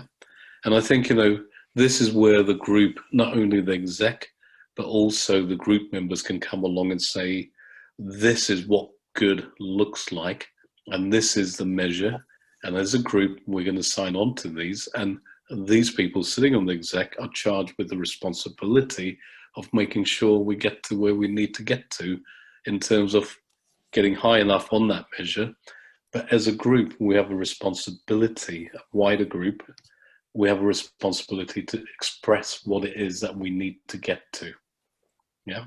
So I think, let's save this for the next general meeting, what good looks like for what the year end should be like. And then let's charge the executives to achieve that, and let's measure how far they get in terms of achieving that. Is that okay, Hannington? Yeah, thanks, Sanjay. Yeah, that's fine. All right, thank you. Okay, so we've had, before we get on to the elections, I think it would be unfair if I let David Smith express what his agenda is. And I think Dominic said a few words, but he didn't kind of push his candidacy for the presidency, sorry, for the chairmanship. So we'll come back. We'll give a chance for Dominic and David to round off what they've said so far. But I think the one person who I feel we need to hear from is Edgar, who also is putting his nomination in for the chairmanship. Those are the three nominations we've had to date. I'm sure there are many more people who want to put in their nominations. I'll let Alex do that in the next slot. But before that, I'd like to invite Edgar to say a few words on who he is, where he's come from, and why we should sign up to him becoming the new chairman. Edgar. Thank you, Sanjay. Thank you. Thank you, everybody. Your Excellency, Mr. Kenan Ponda, thank you for being here. Now, I'll just give you my background in a very brief manner. Now, I am currently the managing director and a director of a number of businesses here in the UK with a total turnover of 25 million, employing over 1,000 people across our businesses. I and my colleague, we started this business some 14 years ago from zero. Our office was on top of a kebab shop, and we've moved and grown this business to the size that we are. At the moment, we are actively engaged in extending the operations in Malawi. There are a number of opportunities that we are working on in Malawi. And what I want to be able to do for this group, lucky enough, is a group that has got interested people as far as business is concerned. We've got businesses of different types. Some of them are small, some of them are micro, and some are medium, and others are large. Now, what I feel Malawi requires at the moment is a mixture of these businesses. If we are to match the government agenda of creating 1 million jobs, you need to have a multitude of people who are all enterprising. So we need a group of entrepreneurs. Malawi is doing its part, and the UK here, some businesses who have got interest in Malawi, they're doing that. But when I look around, I said, okay, to do that, we need to make sure, again, that we can help the smaller businesses here to be put on a growth acceleration. So one of the things that I do quite well is helping to build businesses. So I look at this group being a vehicle to deliver growth and acceleration to those businesses which are interested in expanding in Malawi and being able to be influential in the products and services either way. So I do not come to this with a big agenda. My agenda is literally to provide that direction where businesses can grow. I have got good connection with the politics and the public sector in Malawi, as well as the private sector, because one of the business that I also own, and I've done that for a number of years, is owning the Nyasa Times. I hope all of us here do log into the Nyasa Times. We are familiar with the Nyasa Times. The Nyasa Times was founded and is owned by myself, and it is a big platform that has in itself given us a good number of contacts within all the sectors, public and private, including the third sector. And it is available. It is one of those, at the moment, this group has not been very active on. Moving forward, helping the member businesses in this group, it will be available to make sure that we can create visibility and express the opportunities that businesses here in the UK, as well as in those in Malawi, offer. So that this trading between the two countries, you know, it might look small, yes, but it needs to be enhanced. So that's the key thing that I would be bringing here.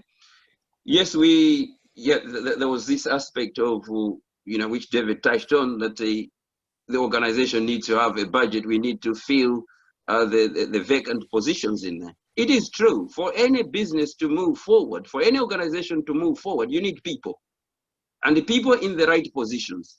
And that is also one of those things that I'll be looking at what sort of structure have we got.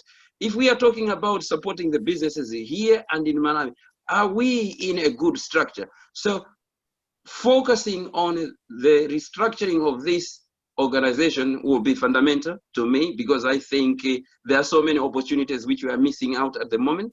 And because of the kind of setup, it might not be attractive to so many people. But yeah, there's room for growth, room to attract as many, you know, players within Malawi. And that will be a big agenda if we are to move this forward.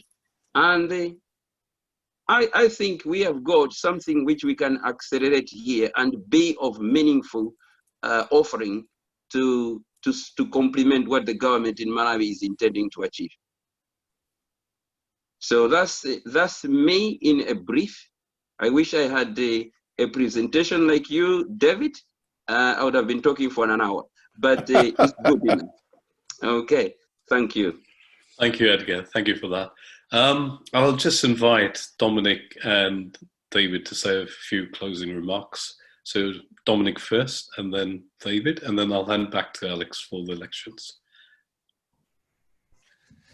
Sanjay, thank you very much. Yeah, I mean, in terms of my pitch for the chair, I must say it would probably be a slightly loose pitch, certainly after watching David's immaculate presentation and his view of this group going forwards, which I must say I agree in. I think that a positive restructure for a paid platform would be a welcome boost, I think, for the group. Like all these things, once you have a bit of budget behind you, things can start to move a bit quicker. I do think that's a very valuable element to consider with this working group. And I certainly wouldn't be able to offer as much direction as David would be able to offer. Having said that, you know, there is a lot of work in this, and I would be very happy to act as a vice chair and support David if he indeed wants to take the position to act as vice chair and support him in terms of admin and development and whatever that may consist of. Thank you, Dominic. David?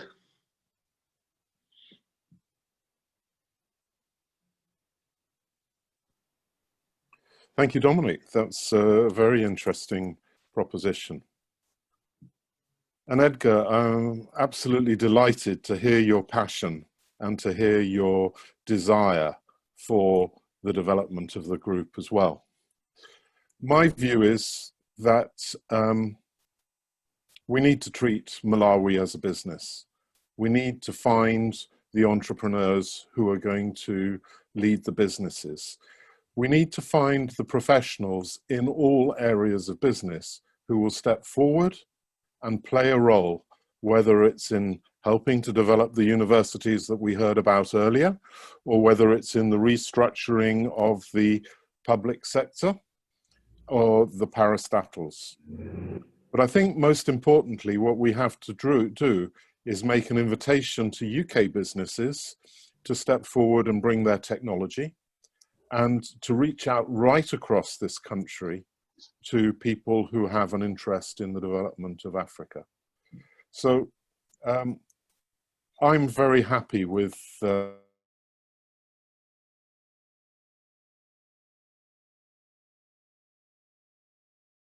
to hand it over to the voters. Okay, thank you, David. Thank you, Dominic, and thank you, Edgar. Okay, Alex, I'm going to hand back to you for the elections, and yeah. Do you think I could jump in with just one last quick question, if that's okay? Yeah, sure. Sorry, thanks, Sanjay. I really welcome Tanningson's question earlier on, and just wanted to maybe just explore that a little bit more. Just what's proposed from David Smith, which sounds very exciting. But I mean, the MBA Malawi Business Alliance, is the proposal at hand that if elected as chair, that would be an additional structure within the UK-Malawi Business Group, or the UK-Malawi Business Group would become the Malawi Business Alliance, or just that it would take a sort of paid-for membership model? David Smith, could you just say just a little bit more about that, about if elected sort of on a sort of structural basis, what impact that would have on for members?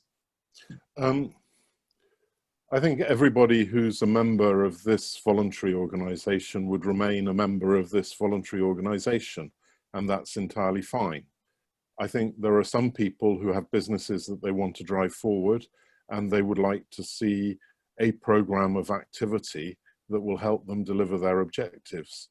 So I would see it as a special purpose vehicle between the Malawi UK Business Group and British African to drive that opportunity. So members of the Malawi community in Manchester become members of the Malawi Business Alliance. Other business networks, of which there are a number, that purport to bring forward business for Malawi, are invited to become part of this group as well, so that we leverage the full potential of the group. Structurally, I would suggest that it probably is a CIC and operated that way. It has a finance manager. His job will be, or her job will be, to manage the finances. The group will have the challenge of running a networking meeting in London every month. Now, some of that may come through working very closely with the High Commission. It may come through working with other members. It may come through identifying other venues where those meetings can be held. But we can only hold those meetings if there is a budget to pay for the space or someone donates it. And therefore there needs to be a team of people who are going to focus on doing that. It's a model that we've developed with British African and seems to work quite well. And it can be completely transparent. Thank you, David. David Hope-Jones, is that? Sandy, can I ask as well? Just, before we carry on, David Hope-Jones, does that answer your question? I think so. I'm still a little bit sketchy. So, I mean, the vote we're about to have is who's going to be the chair of the UK-Malawi Business Group. If what's proposed is an additional structure, it'd be good to know whether that's an additional structure, sort of an optional paid-for membership that might have overlapping membership within the UK-Malawi Business Group, or an entirely separate proposition. And if a separate one, then I suppose that's not about the electing the chair for the business group. I'm not against anything that's proposed. I'm excited and strongly in favour. But I suppose it's just trying to understand what we're electing now, and if we, in the three options that we have, Edgar, Dom, and David, what each of those three options would look like on a structural basis? Because at the moment, the UK-Malawi Business Group is a relatively informal entity with no legal basis, as I understand it. It's just got a sort of terms of reference. So let me answer that question for you. This group is the Malawi UK Business Group. That will remain the case even after this election. It will be down to the committee, which will consist of many people, whoever is the chair, along with all the other people in this group. And it will be the decision of that group going forward how it operates. Now, David, I think, has high aspirations, expectations, which is fine. And I think, it will be a case of David will convince people to take us down that road. And it will be the road that we take if David becomes a chair. If Dominic becomes a chair, then Dominic has a kind of much more, the organization looks a little bit more like what it looks like today, view of the world. And I think it will be the whole group which will decide. I think, there will be a determination of where we go from where we are today. That's okay, but I think I'm hoping, David Hope Jones, you will remain part of this exec, and you will make sure that it's represented and it goes down a path which is good for this group going forward. And I think along with you, there'll be Alex for continuity and many other people. And of course, the High Commission will be engaged in this as well. So I think there's enough checks and balances taking place to make sure that we don't end up in a very different place that we are from here where we are now. And, if the agreement is that, the model that we need to go to is the one that David is proposing and everyone's agreed, that's where we'll go. But I think it's a joint thing that, will be debated, discussed, agreed, and enacted. And I think that model doesn't change, whoever the chair is. And David Smith, I think you concur with that? Yeah. Dominic? Agreed. Yeah, and Edgar? It's all in order. I do not intend to make any changes. When I talk about restructuring does not mean, walking away from what is at hand. It's about enhancing and bringing more credibility to the existing structures, making it better. Good. Thank you. I think, I sense that from all three candidates. So I think what you've raised is an important question. And I think for the group's benefit, I'm glad you raised it. But I feel reassured by what's been said that, we will have the checks and balances to make sure that we are heading in a good place. Okay, it's 4 minutes past 8. I'm sorry, Alex, I've kind of overran by about 10, 15 minutes. I wish to say something quickly. Sorry, I think you need to explain how this voting is going to work, how the voting is going to work.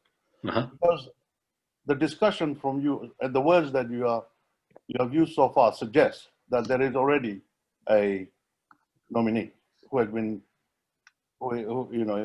I think, so could you please explain? Of course, Harry. And the explanation is there isn't a nominee. There are 3 nominations. How is it going to work? Well, what are we doing? If you hang on, Harry, I'll answer the question. Okay, so there are 3 nominations for the chair. There is no other nominations for any of the other posts. Alex is fully aware of it. Alex is going to run the election process, and he'll explain to you exactly what you've asked for. Thank you. Thank you, Mr. Chairman. We're going to have the voting put up, and everybody will be voting anonymously. So once we ask for that, that is going to come up on your screens, and you can vote accordingly to the positions we are voting for at that particular time. And I think that probably answers part of Harry's question, which is what we're going to do. And I think that the second point is we've got 3 nominations for the chairman. Yeah. We have no other nominations at all. So what's going to happen with the rest off the post. Alex, if you just want to say a few words on that, and that will help, I think, clarify Harry's point, and I think probably a lot of other people are thinking the same as what Harry's asked. Okay. For all the other positions which are still which are wide open still, we can still take names now, or if somebody thinks somebody within this group suits best for a certain position, nominate them, and then we do the voting. And I think the question, the second question, I'm not sure if Harry was going there, but if somebody else wants to become the chair,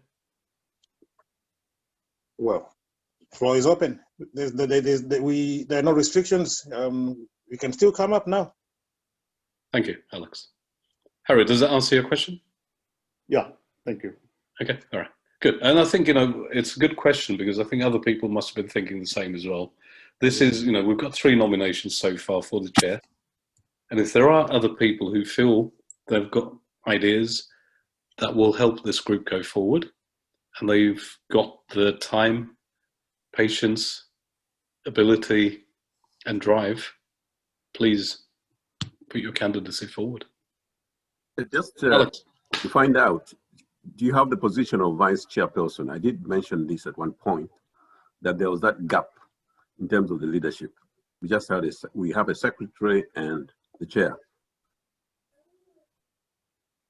Yes, we are looking at having 2 people to each position so that they can work hand in hand. So we should provide for the position of vice chairman as well as the other positions, having somebody else to work with them.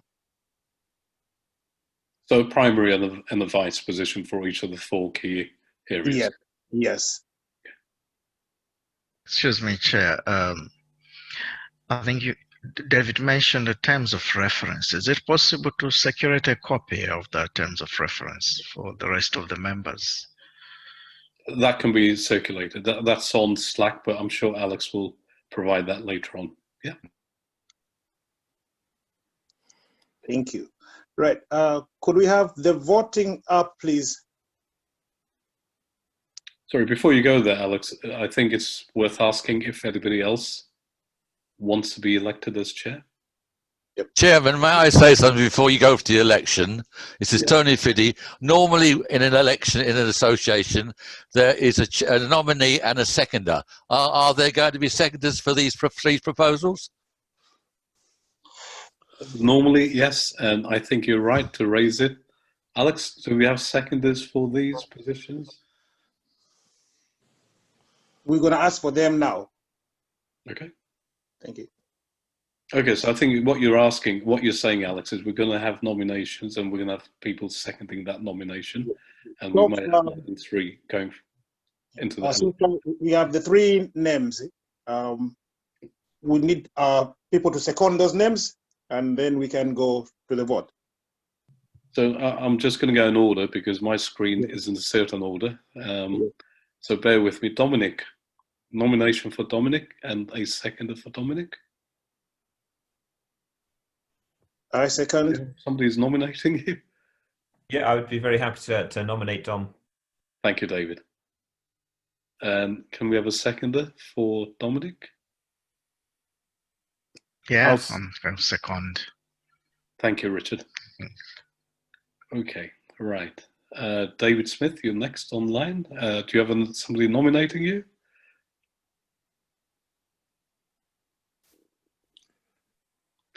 Someone must have nominated me. I'm nominating David. Sorry? I'm nominating David. Thank you, Prescott. Anyone seconding David? I think in the interest of time, I will second you, David. Thank you. Okay, Edgar? I nominate Edgar. Thank you, Joyce. And can we have a seconder for Edgar? Bobby Anderson. Thank you, Bobby. Okay, so we have 3 nominations. Is there a 4th nomination?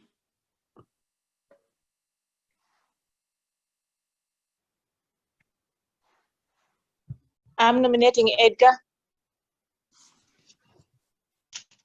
We've got Can Edgar. you hear me? Yeah, I'm we've nominating got Edgar. Yes, Margaret, thank you. Thanks. Yeah, we've nominated and we've seconded Edgar already, so he's in the running. Is there anybody else you'd like to nominate, Margaret? Or anyone else? Sorry, is No, Margaret that's fine. I'm okay. Thank you. Thank you, Margaret. Right, we move forward because of time. Go for it, Alex. I think we've given it the minute. Could we have the voting up, please, for the chairman post for the 3 people? Right. So everybody can choose which candidate they are going for. And Alex, just as a question before people press the button. Yeah. What's the privacy level of this? Do you want me to answer that, Alex? Yeah, please, David. Yeah, the Zoom meeting's set to 100% anonymous. So the Scotland Malawi Partnership are running the tech behind the scenes for this meeting. Neither we nor no one will be able to see which way you vote. There is a recording you can see of all of this meeting, but again, we won't be able to see any way anyone's voting. Once people start voting, you click a box, you press submit. Once Craig, who's managing it from the back, sees that everyone's voted, he'll press a button and a graph will come up showing how many votes each of the 3 candidates received, but it is definitely 100% anonymous all around. Thank you, David. Okay, so that's reassuring. I just wanted to get it out there so people know that they're good to vote. Tony, does that answer your question about nominations and process? Are we good to go? Okay, you're on mute, but I think that's a yes. Some of us have already done it. Excuse me. When the moment you posted there, some of us already nominated. Do you want us to redo it, or that's fine? No. I think we're good. Everyone's okay, and I think just wanted to give reassurance to people that this is anonymous. So feel free. That wasn't the question, Sanjay. Right. Sorry, I missed the beginning. Say it again. That was not the question. The question was when the voting thing came up, some of us has already voted. Now, now do we do it again, or whatever we have done stays? Sorry, you're right. Okay, David, Hope Jones, can you help here? Yeah, no problem. If you can see it on the screen, vote. So it won't be double counting. So if you can see a voting thing on your screen, vote and press submit. Even if you've done it already, it definitely won't be double counted. But yeah, if it's on the screen, vote and press submit. Crucially. Thank you. Thank you.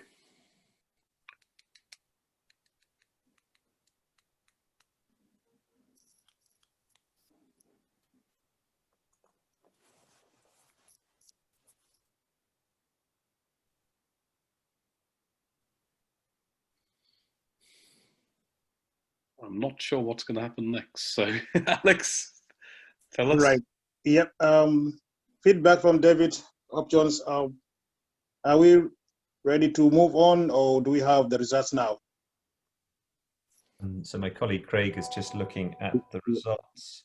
Yep. Currently, we're at 50 of 54.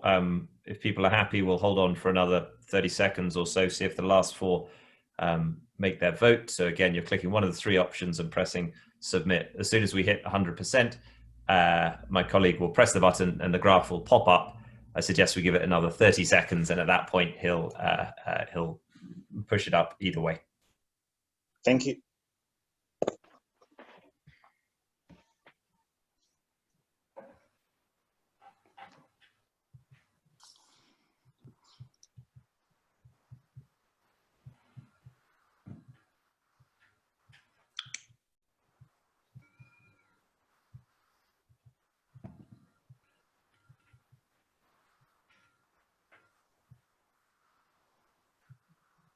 Can play the music as we're waiting for the results. A cappella, yeah. I think the candidates should be dancing for us while we wait. Estonia 0-0. It's very little feedback on this. Whoa. We have a result. We have a result. Okay. Alex, talk us through it. Okay. The results have come in. We have Dominic Webb at 18%. We have David Smith at 20%. And we have Edgar Chwaka at 62%. So there's our carries. Means Edgar Chwaka. Congratulations, Edgar, one would say. Congratulations, Edgar. Edgar has been nominated. New chair. Thank you. Thank you very much. Congratulations, Edgar. Commiserations to David and Dominic. Thank you. Congratulations, Edgar. Thank you. Congratulations, Edgar. Thank you. Edgar, Congrats, Edgar. Congratulations, Edgar. You're still Thank seated. I you. thought you'd be standing up. Could I just quickly say that thank you so much, David Smith and Dominic Webb, for putting yourselves up for the post. I know it's always a hard labor, as you have been aware all these times. But we look forward to you guys still contributing and participating as you've done throughout with your expertise and time and efforts. Thank you so much. And Edgar, congratulations, Mr. Chairman. We look forward to working with you. Thank you very much. Let me just say one thing. Thank you, David. Thank you, Dom. You know, moments like these are never to be taken lightly. You know, you love Malawi. We all love Malawi, and we want Malawi to have the best. That's why you were putting yourself forward for this role. You want to continue doing the best for that country. I'll be looking forward to working with you in various capacities. To effect change and transformation, one can never do that alone. It has to be a collective effort. And I'm one of those believers in the Ubuntu philosophy that I am because we are. So this is what we want to take forward. As we pull together in this philosophy, the Ubuntu philosophy, we will be successful. And I need to have your support, and I'll be looking forward to having that. Thank you very much. To everybody, I appreciate your support, and work with me. Let's work together. We'll go far. Thank you. Thank you, Edgar. Thank you. Now, we did speak about having a vice chair, and as it is, do we need to go for the votes again, or we just pick up this one who came second to be the vice chairman? What's your views on that? Just pick one who came second. Or we vote. No, I think the one who came second. The one who came second. Yeah, the one who came second. We need to vote. No, but it was very close, so we need to vote. We need to vote. Vote on that, yeah. We need to vote again for the vice. Hello, guys. Shouldn't we ask them if they want to be vice? Yeah. Just assuming that they want to be vice. You just lost an election. May I say something? It's protocol that you firstly get permission from the nominee who wants to do it. Then you need to go to the electorate for a proposer and a seconder. That's protocol. Okay. Yeah. Can I just say something? When we were listening to Dominic, was it? Dominic, he said he could happily work with David as his vice. Now, is he still interested to work with Edgar now that Edgar is the chairperson? Is he happy to work as a vice? Please, can I interrupt again? These questions should come via the current chair before the current chair resigns. Thank you. I wasn't quite sure what I can say and what I can't say. Thank you for that clarification. Okay. Sir, you are the chairman until you resign. That's true. And you resign at the end of this meeting. Okay, Tony. Thank you. Okay, I think it is worth asking both David and Dominic, you know, because we are in a different place, and I'm hoping the answer will be yes from both of you. So, okay, David, you first. Yes, I'm prepared to stand as vice chair. Thank you. And Dominic? I've never met Edgar. I've never had any contact with Edgar before, so it's very difficult for me to offer that position without any prior sort of relationship. So I would humbly turn that down, and I'll leave that over to David. That makes sense, Dominic. I understand where you're coming from, and that does make absolute sense, because I think your role, the travel one, I do hope you continue with that. And I think under the circumstances, I think David, yeah, if you want to go ahead with that, and I think your agenda does align with Edgar's. If it doesn't, I think it's going to be interesting times going forward. But I do feel that there is synergy in where both of you want to go. Okay, so Mr. Chair, you need to ask the forum if there may be somebody who might want to be nominated. I will in a second, Harry. Of course. Thank you. Of course, I'm not going to, rise Vice Chair David.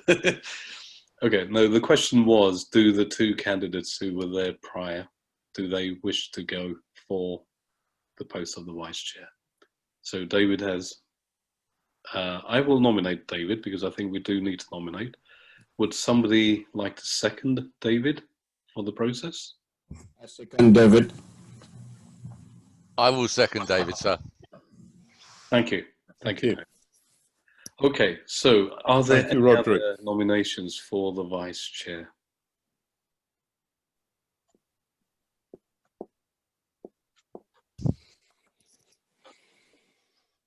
Is going unopposed.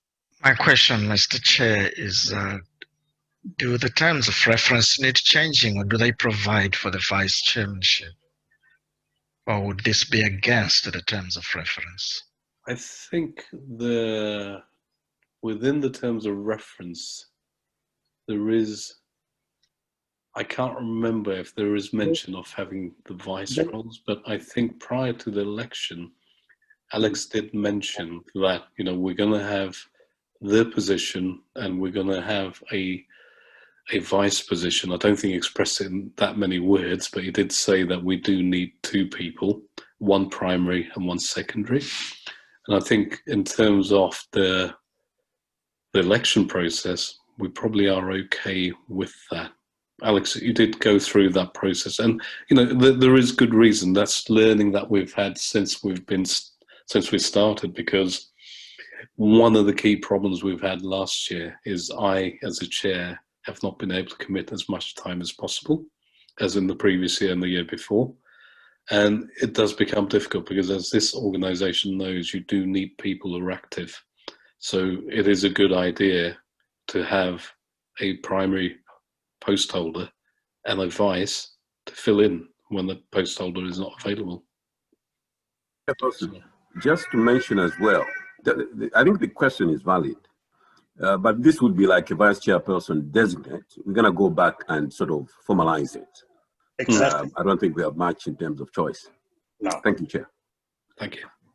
Chairman, may I make a further comment that I think the vice chairman should automatically be chairman of the next section.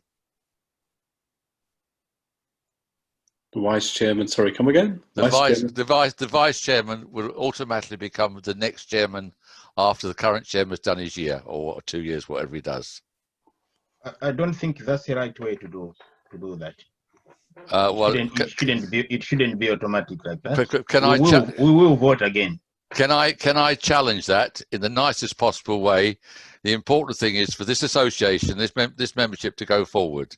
You can't have two people working together, then all of a sudden a year later bring in two different people and change direction. For that reason, I propose to this association, I know I'm a new member, that the vice chairman automatically becomes the chairman. And chairman, that is my proposal to this meeting. Thank you for that, Tony. Tony, can I ask you a question? Well, hang Is that on, in hang your on, sorry. constitution or you are proposing it now? Just a second. I think it's a fair proposal and I'm not sure where we are in the process of taking such a proposal. What I would say is, let's take that proposal, let the committee, whoever is formed off, as we go forward, let them make a decision on that proposal and agree to that proposal. And then bring it to the group for yes notification. Yeah. Okay. Yeah, I accept that. Thank you, Tony. Right. Okay. So, Alex, back to you in running the election process. Sorry, I keep intervening. For the post of secretary. Sorry, are we with the vice chair? Do we need? We haven't had any more nomination.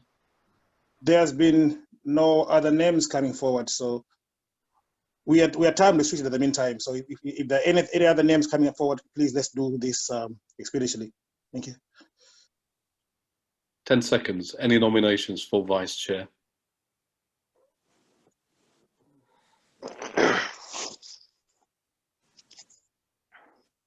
Okay, Alex.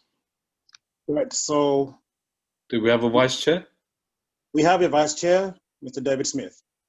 Thank you. Congratulations, David. Thank you. Congratulations, David. Thank you very much. Congratulations, David. Congratulations, David. Congratulations, David. Congratulations, David. Right. Now, moving forward, the next post is the secretary of the group.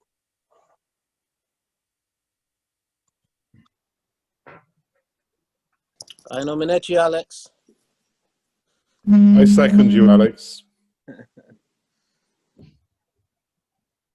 I Any nominate other you, nominations?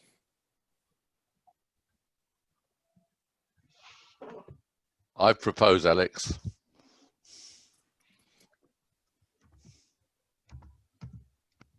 Oh, we've got proposed Alex. We've got nominated Alex. So Alex is seconded there. Alex. Anybody else? Proposal accepted.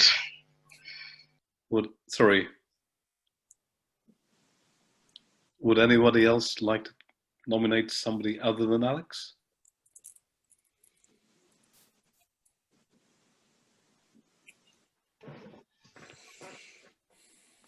Ten-second rule. I would nominate Hannington, please. Uh-oh. Okay, so we have a nomination for, sorry, it was very faint. Hannington. Am I allowed to excuse myself? I really do appreciate the nomination, but I think I'll give it a pass this time. Thanks for the nomination. Thank you.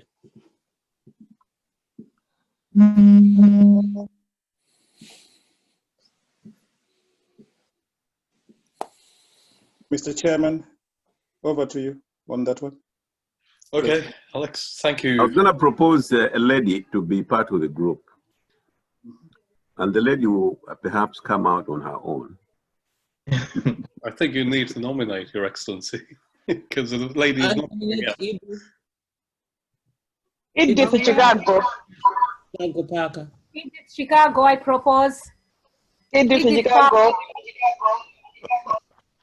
Edith Parker. Is that Edith Parker? Yeah? Yes, please. Yes. Okay. Yeah. So we have a nomination. We have a seconder as well. Yes, Alex? Yes, we do. Good. Right. Could we have the voting out, please, David? Sorry, what was the name, Mr. Chair? I didn't get it. Edith Parker. Parker. Parker. Okay. So just to confirm, this is a vote for the position of Secretary of the group, and the two nominations are Alex Sokali and Edith Parker. Is that correct? That's correct, David. Great, super. My colleague Craig's kindly doing the tech. That'll probably take a minute or so for that to come up. Fine to start talking about the next position if that's useful. It'll just take a minute for that vote to come up on screen. Okay. What's the next position? It'll be the Vice Secretary, right? Yes. Can I make a suggestion? Do we have any nomination for Vice Secretary?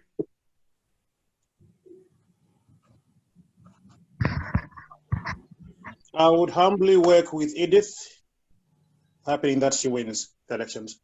Okay, well, that makes it a lot easier. Thank you, Alex. Chairman, may I just make a further comment without being sounded a nuisance? But it's not a norm in any organisation to have a vice secretary. It's not the norm.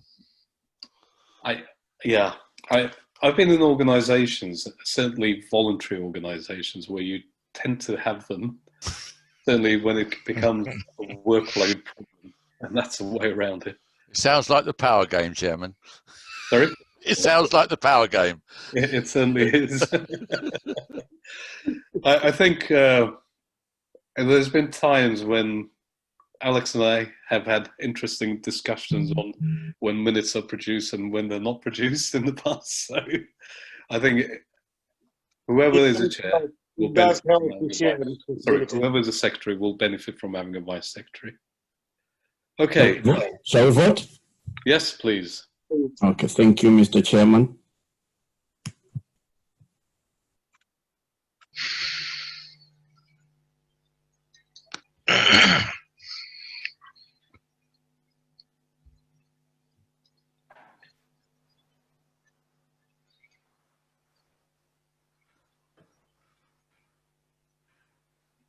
And the results are? Not yet in, Mr. Chairman.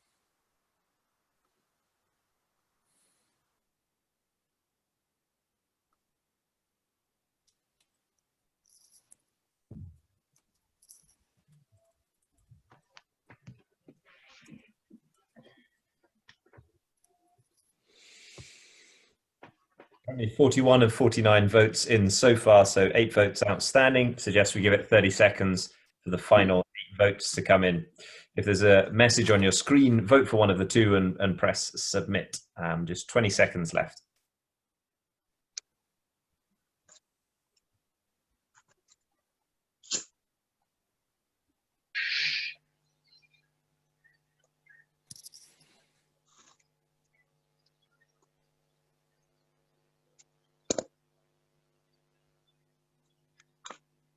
Alex, and the result is? Not yet in, Mr. Chairman. Okay, we got it now. 59%, Alex. Edith, 41%. Well done, Alex. Thank you. you. Well done, Alex. Congratulations, Alex. Congratulations, Alex. Thank you. Congrats, Alex. Alex. Congratulations, Congratulations, Alex. Thank you. It can be a handful doing this. I've come to realize, and it's always helpful when you can have somebody else you can rely on. Okay, while I'm doing this, can you look at that, or something maybe overlooked, or there are two things going on at the same time. You have some support still within Secretariat. I think it would be quite helpful. So I really would appreciate having somebody else working with me in the Secretariat going forward. Edith, can I nominate you for the Vice Secretary role? Edith is great. Thank you. Yes, I'll accept. If that's what people want, yes, I will be interested. Good. I second that nomination, Mr. Chairman. I second as well. Thank you. Any other? It will add value to the organisation, and I think it will be a fresh person on the team, and maybe you can knock Alex into shape. I need that. Okay, I'm going to give 5-10 seconds to see if there's any other nominations.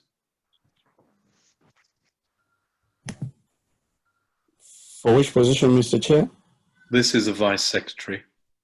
Okay.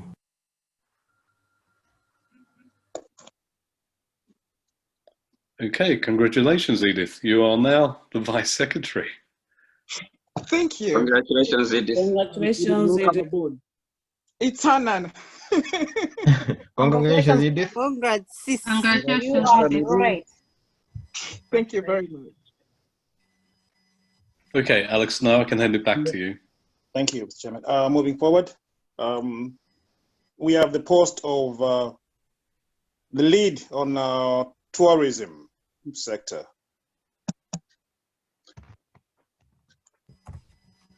I nominate, am I allowed to nominate, Mr. Chairman? Yes, as long as you don't nominate yourself. You can just remind people who was doing it. Yeah, the previous lead on tourism was Dominic Webb, who I believe has done quite a great job the last 3 years. And I do nominate him for this final year. Can I second. Sorry, who seconded? There are two people at the same time. Harry or? I think it was Prescott. Prescott seconded, yeah? Yep. Prescott? Yes. You seconding? But I'm happy also if not.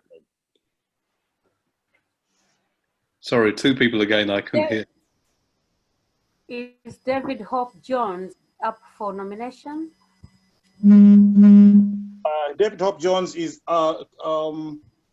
his field is on advocacy and lobbying. Okay, good. Yeah, no, it's not on tourism. We're just carrying on tourism at the meantime. If I'm allowed to speak, I'm very happy to continue in this role. Yeah, I'm very happy to agree to continue. But obviously, if there are other individuals out there who would like to put their name forwards, then obviously more than happy. Any other? Sorry, let's just confirm who nominated and who seconded. I nominated David and Prescott seconded. Thank you. That's clear now. Anybody else?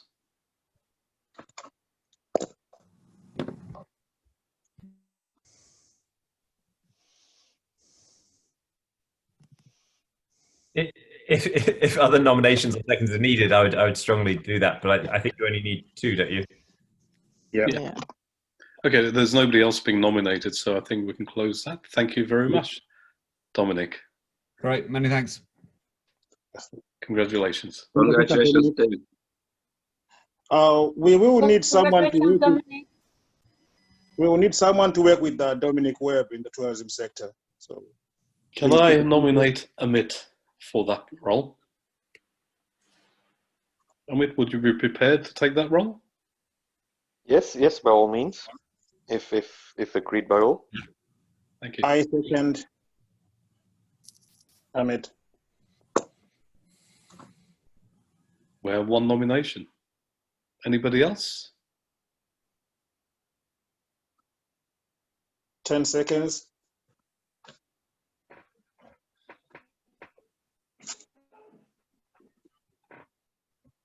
Congratulations, Amit. Congratulations, Amit. Thank you. Congratulations, Amit. Thank you all.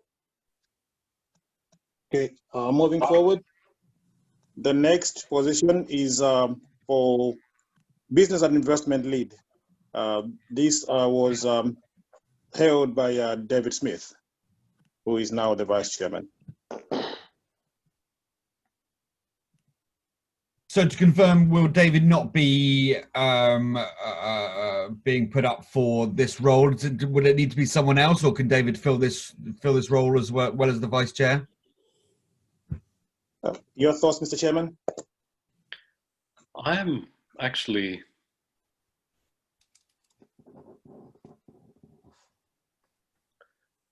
not sure for a change. Chairman, can I just say this? Thank you, Tony. If you've got a constitution, the constitution would tell you, but if David's capable, I know he's capable, but if he's willing to do both roles, I think he should be given the opportunity. Thank you. Chairperson, I would rather, because he still has his experience, skills as the vice chair, let's give an opportunity to somebody. He will also come in, David, to help out. But I would rather somebody else did play that role. I agree with you, Hechi. Can we have a nomination, please? I'll nominate David. No, you can't. Okay. Right. Nominate someone new. I would love to see someone from the community stepping forward to take this role. It's an incredibly important role. Nominate Charles Lemon. Chairman. How about you, Roderick? Can we nominate you, Roderick? Roderick. I second on Roderick Kalumpa. Mr. Chairman, We have a nomination for Roderick. what role again is it? That's the business and investment sector lead. Oh, yes. Roderick. Roderick. Roderick? Roderick. Okay. Do you accept the nomination? Yeah, accept that nomination. Good. Thank you. And would somebody like to second it, please? I second. Thank you, I sir. second as well. Okay. Any other nominations? I nominate Tony Fidi. 2 nominations. Do we have somebody to second, Tony? Gentlemen, forgive me, sir, but really, I'm the new boy on the block. I don't know enough about the organisation. I am a very busy person. Yes, I do understand technology. Yes, I am an investor, but I would quite happily be an advisor on the side. That doesn't mean to say I want to be the deputy, because I don't. I'd like to have a post for Tony. Let's call it compliance. But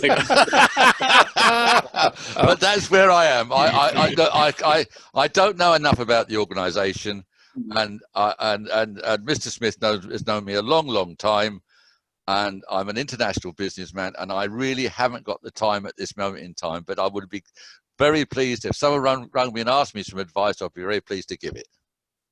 Tony, the valid point you've made is that you're a very busy person, but you don't need to know the organization. Well, you will do, sir, because Nanovo Energy comes with me.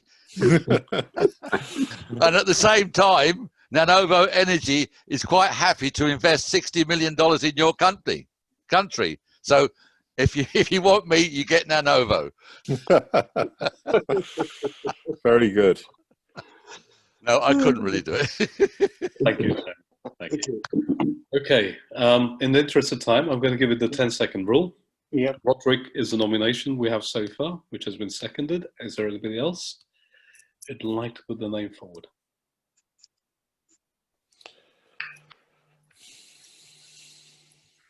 Could I nominate Joyce Juma, please?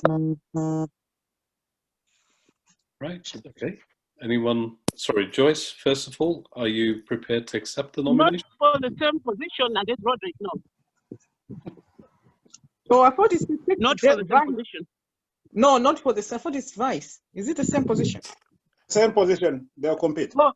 Oh, sorry, No. sorry. I think let's leave Roderick then. Sorry about that. The same. Because we need somebody in Scotland too, you know? This is a UK thing. Okay, so Bob, should we? Mr. Chairman, quick one. Sorry, Bobby Alex, Anderson, you're still around, Joyce, yeah? do you accept?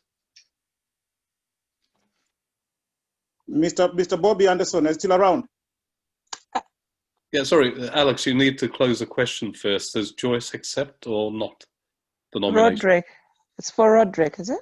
Okay, all right, so you don't accept. Thank you. All right, Alex, back to you. No, I was nominating Robert Anderson. I don't think Bobby's on the call anymore. Oh, he's gone. Good escape. Okay, all right, Yeah. so we're going to have to... 10 seconds. 10 seconds.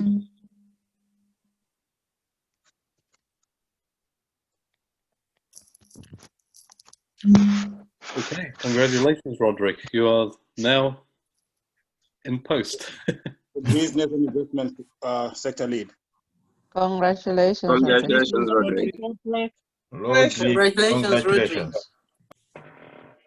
Right. Thank you very much. And I hope I'll be able to add value and continue from the good work that David has done. So, David, I'll be knocking on your door, so don't think like you're out of the hook. Thank you. No, you're welcome. Thank you. Okay. The next one will be looking at infrastructure. This was being held by Mr. Prescott Kaliati. Prescott, are you willing to carry forward? Yes. Before he answers. Okay. Okay. I Yes, sir. propose the incumbent, Prescott Kaliati. I second. I nominate or second Prescott. What's this for that? This is business. Do you accept, Prescott? Yeah. You accept? Yes, I accept. Good, good. Okay. Any other? Sorry, Your Excellency, you wanted to say something. No. I was in fact one of the first to nominate, as it were, but I guess you didn't hear me. Oh, sorry. Okay. Yeah, Fine. that's fine. Thank you. Okay. 10-second rule.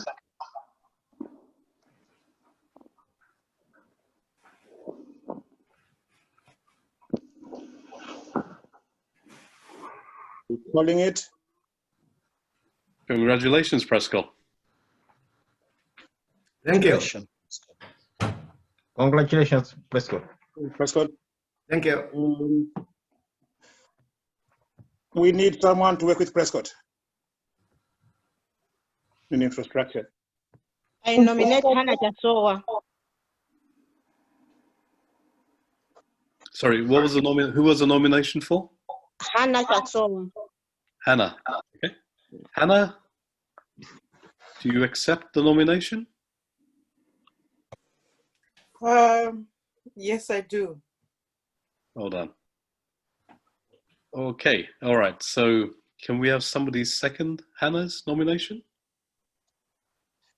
I second it. I second the nomination. Sorry. I've seen Mr. Ken has raised his hand up as well. Hey, good. We have one nomination. Do we have anybody else wishing to nominate themselves for that role?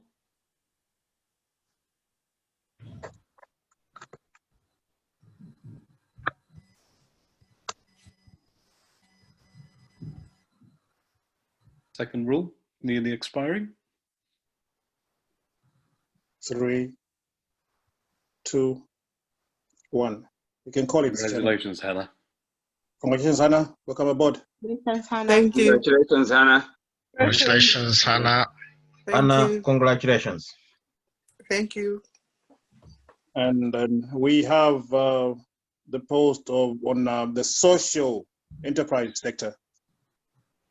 This post was held by Eve Brodis until when she stepped down to concentrate on other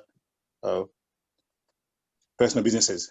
So I nominate Joyce Juma Piri. We have a nomination for Joyce. Joyce, do you accept? I second.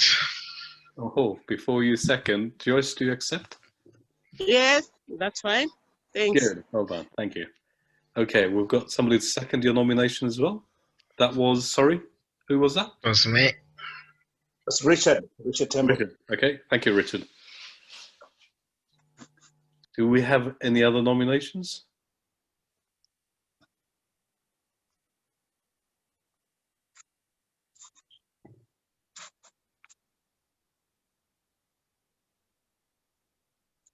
Ten-second rule.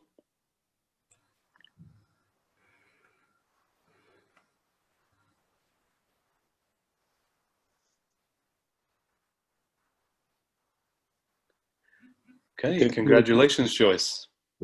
Thank you. Welcome, Joyce. Thank you. We will need someone to work with Joyce.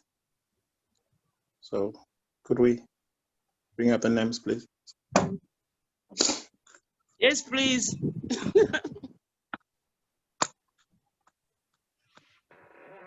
Yep. Who are you nominating? I nominate Emily Phillips.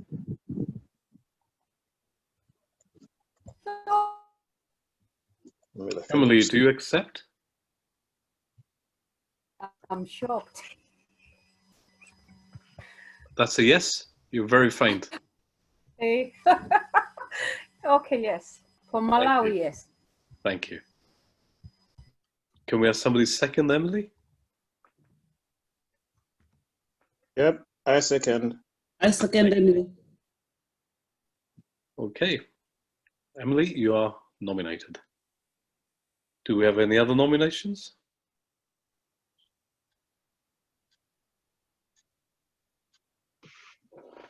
And second? Ruth Ali?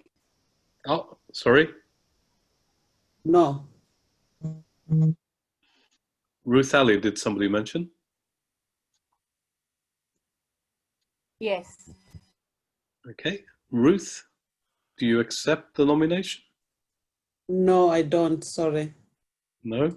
Not at the moment. Sorry. Okay. All right. Thank you. Any other nominations?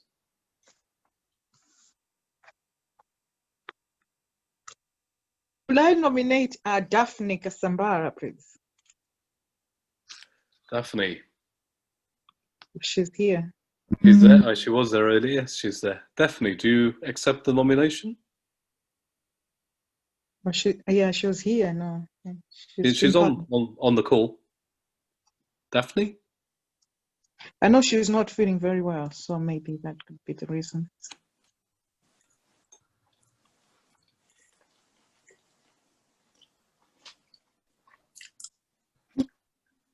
Well, she's on mute and she's not on the video.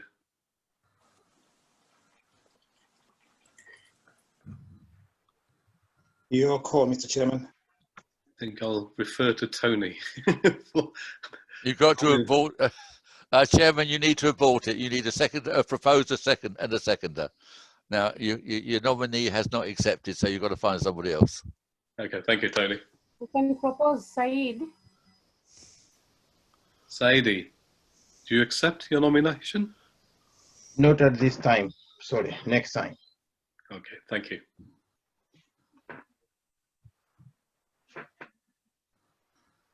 Can I propose Hannington Gondwe, please? Hannington, do you accept the proposal? I'm afraid not this time. I'll just support the group in arm's length. Thank you. Okay, thank you, Hannington.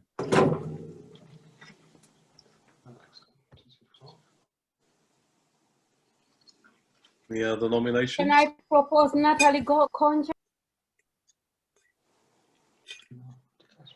Hi, sorry, I sort of lost track what position this is for. Alex, what's the official title? Alex, what's the official title for the role? It's the social enterprise sector. It's a vice for the social enterprise sector, right? Yes. Thank you. Yendamo ka Somekera.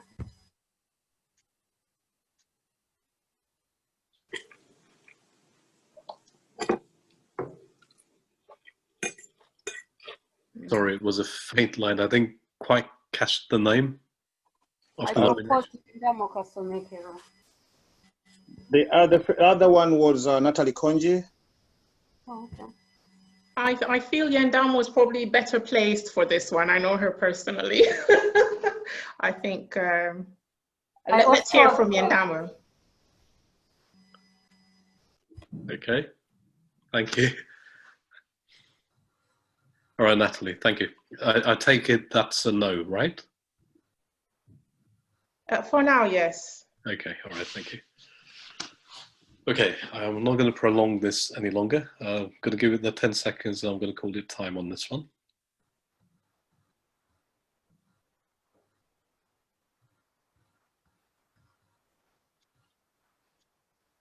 Right, Emily.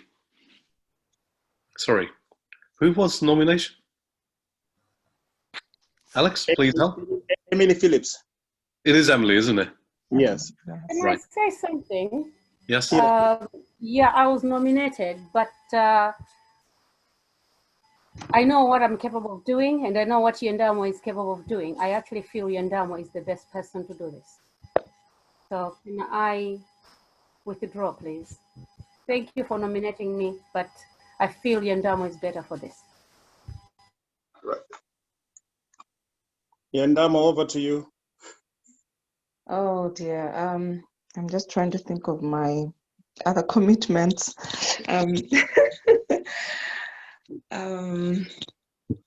Okay, I'll accept it. Yes, I'll do it. That's fine. Sorry, can I take your surname again, Yandamo, please? My surname, Yes, please. Kapalamula. Okay, Kapalamula. Thank you. Tony, is that congratulations in order? Yes, sir. Yes, sir. Thank you. Thank you, Norma. All right. Okay. Congratulations. Thank you. And then we have the advocacy and lobbying, which is held by David Hope Jones by virtue of being the CEO for the Scotland-Malawi Partnership. We have to make that clear. It's the office itself, not an individual as such. I nominate David Jones to return the position. I will second that. I will third that. Can I ask David if he accepts first? Yeah, happy to continue if that's useful. Yeah. Thank you, David. Yes. Right, so we have a nomination. Anybody else wish to nominate somebody?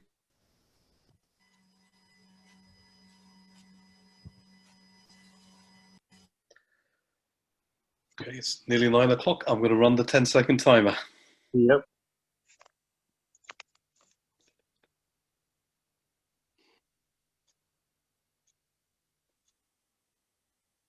Congratulations, David. Congrats, David. What's the next post, Alex? Well, that's it, because the final position is the ex officio, that's the High Commission, who are always with us as guidance on governance matters. Can I contest against the High Commission? That's a given, right?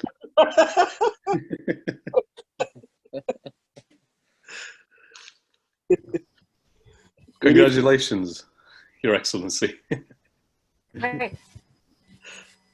Okay, all right. So I think, yeah, the High Commission, obviously, we've got representation from the High Commission. Your Excellency is on today, as well as Kanwani and Quent on occasion as well. So I think that structure remains the same. Yeah. No change there. Okay, Alex, any other? That's it, we are done. On the Fantastic. Well, I think all that is left for me to say I resign, and it looks like a very good team that's in place now. And I feel it's in safe hands, and I think it's going to be quite interesting, the meetings going forward. And I'm going to be actively part of the group in general anyway, the general group. And, you know, it looks promising. I look forward to the results, and I look forward to determining what good looks like at the end of next year, and the contributions that people are going to make over the year. I hand over to the new chair, Edgar. Thanks so much, Sanjay. Thanks so much. Congratulations to everybody. I hope we will perform to our best of our abilities. We'll carry the responsibilities that we have been entrusted with in the right manner. We'll work hard for the good of our businesses, the good of Malawi. And thank you, everybody, for staying on this long. And at this moment, I'll adjourn the meeting to a later date to be advised. Chairman, Thank you very much.